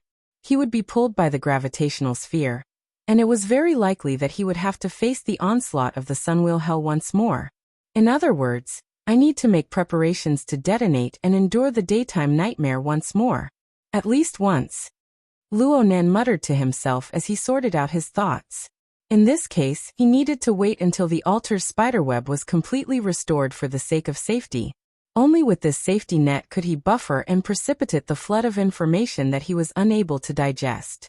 Luo Nan even thought that even with this safety net, he couldn't use it too many times. Not to mention the limits of what he could endure.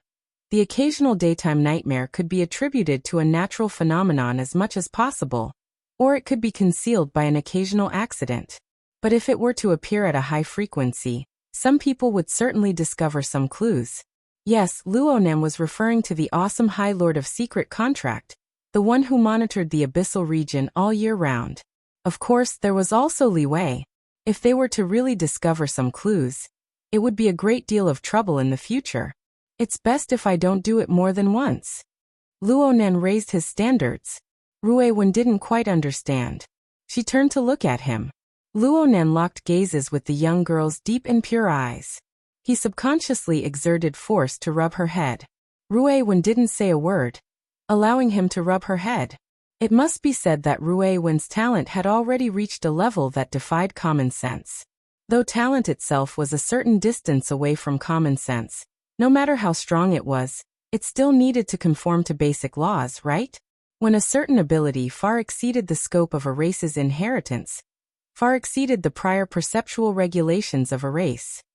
Even if it was a difference of 1 or more dimensions, it wouldn't be as simple as a folktale like the opening of Heaven's Eye. Sometimes, the fantasies of humans far exceeded the regulations of reality. But when these fantasies truly materialized and appeared before the eyes of people, she really was like a humanoid fantasy breed. This thought. It was too excessive. Luo Nan quickly rubbed Rui Wen's head twice, and the young girl tilted her head a bit doubtfully. Luo Nan increased his strength and revealed a smile to the young girl. But at this moment he couldn't avoid letting go of his thoughts. Was Rui Wen's ability really a talent that belonged to humans? If it was, where was the foundation? If it wasn't, where did it come from? Well, Luo Nan could roughly guess a bit. After leaving the misty maze, Luo Nan let Rui Wen return to class. He quickly dialed a number. Mr. Blood Demon, I want to ask you about something. Right now, Blood Demon was already a key figure in Luo Nan's communication with the Eye of Secret Deeds and the Starry Sky Club. This person was deeply involved in the follow-up global census project. Everyone was already very familiar with each other, so Luo Nan bluntly asked, How much do you know about Li Wei's Apocalypse Laboratory and the Bloodline Project? Why did you suddenly think of asking about this? The blood demon chuckled. It was obvious that he was adjusting his mind. Aren't you preparing for the global census? Speaking of which, I've been waiting for you here in Ha City for quite some time. It's a mess over here. Luo Nan was a bit dissatisfied with Blood Demon's vague attitude. He responded, "Can't I investigate the Bloodline Project in Ha City?" "Oh, what rumors did you hear?" Blood Demon's tone tightened a bit, becoming much more solemn. It seemed like there was a mistake. Luo Nan's mind stirred slightly, and his words became a bit vague. "There weren't any rumors. I'm just interested in a few special talents." Blood Demon responded with a question. "Which one of us isn't a special talent?" Luo Nan responded calmly. "The kind that far surpasses the level of human life? You. In any case, it's not me." Blood Demon laughed heartily as if he had heard the most absurd joke in the world. Okay. I have a general idea of what's going on. As for the Apocalypse Laboratory, to be honest, I've researched and understood them before, but I'm basically at the level of hearing wind and rain. There's no harm in asking more questions. Combining the opinions from all sides will never deviate too much from the truth. That's not necessarily true. The Apocalypse Laboratory is different from the Deep Blue Laboratory. The Apocalypse Laboratory is Li Wei's old foundation. It's a treasure. What's released right now might all be interference bullets. The Bloodline Project is also interference bullets? That depends on what kind of Bloodline Project you're talking about. Blood Demon listed them one by one. Is it a project to restore the youth of those old fellows whose necks are buried in the soil? Or is it a project to help humans unlock the genetic lock and make breakthroughs on the path of evolution? Or is it the legendary perfect template that can be used as a reference? Luo Nan thought for a moment. I feel like our tastes are about the same. Which one are you most interested in? Oh my, I'm really overwhelmed by the favor. Blood Demon was laughing and laughing on the surface, slippery and slippery, but he was very cooperative when it came to this. If it were me, I would obviously be more interested in the perfect template. Luo Nan muttered to himself. I remember Black Lion saying that the Bloodline Project is conducted with reference to the perfect template for research. Don't blame me for biting off more than I can chew. The connotation and extension of the word perfect is enormous. Blood Demon interrupted Luo Nan's words. What level is perfect? A perfect person lives for over 100 years, never escaping from birth, old age, sickness, and death. A perfect God. That's a level that our imaginations can't reach. Someone came up with this kind of name. He's up to no good. Luo Nan frowned. The main point of your words is. The main point is still the name. Blood Demon chuckled. Don't you want to confirm this? You're tuning in to the Li Mei's Wuxia Whispers YouTube channel. We're so grateful for your support, and don't forget to subscribe to join us on this incredible journey through captivating stories. Your generosity through donations truly makes a world of difference, as it's the primary source of revenue that allows me to expand and enhance this channel for you. Thank you from the bottom of my heart for being a part of this adventure.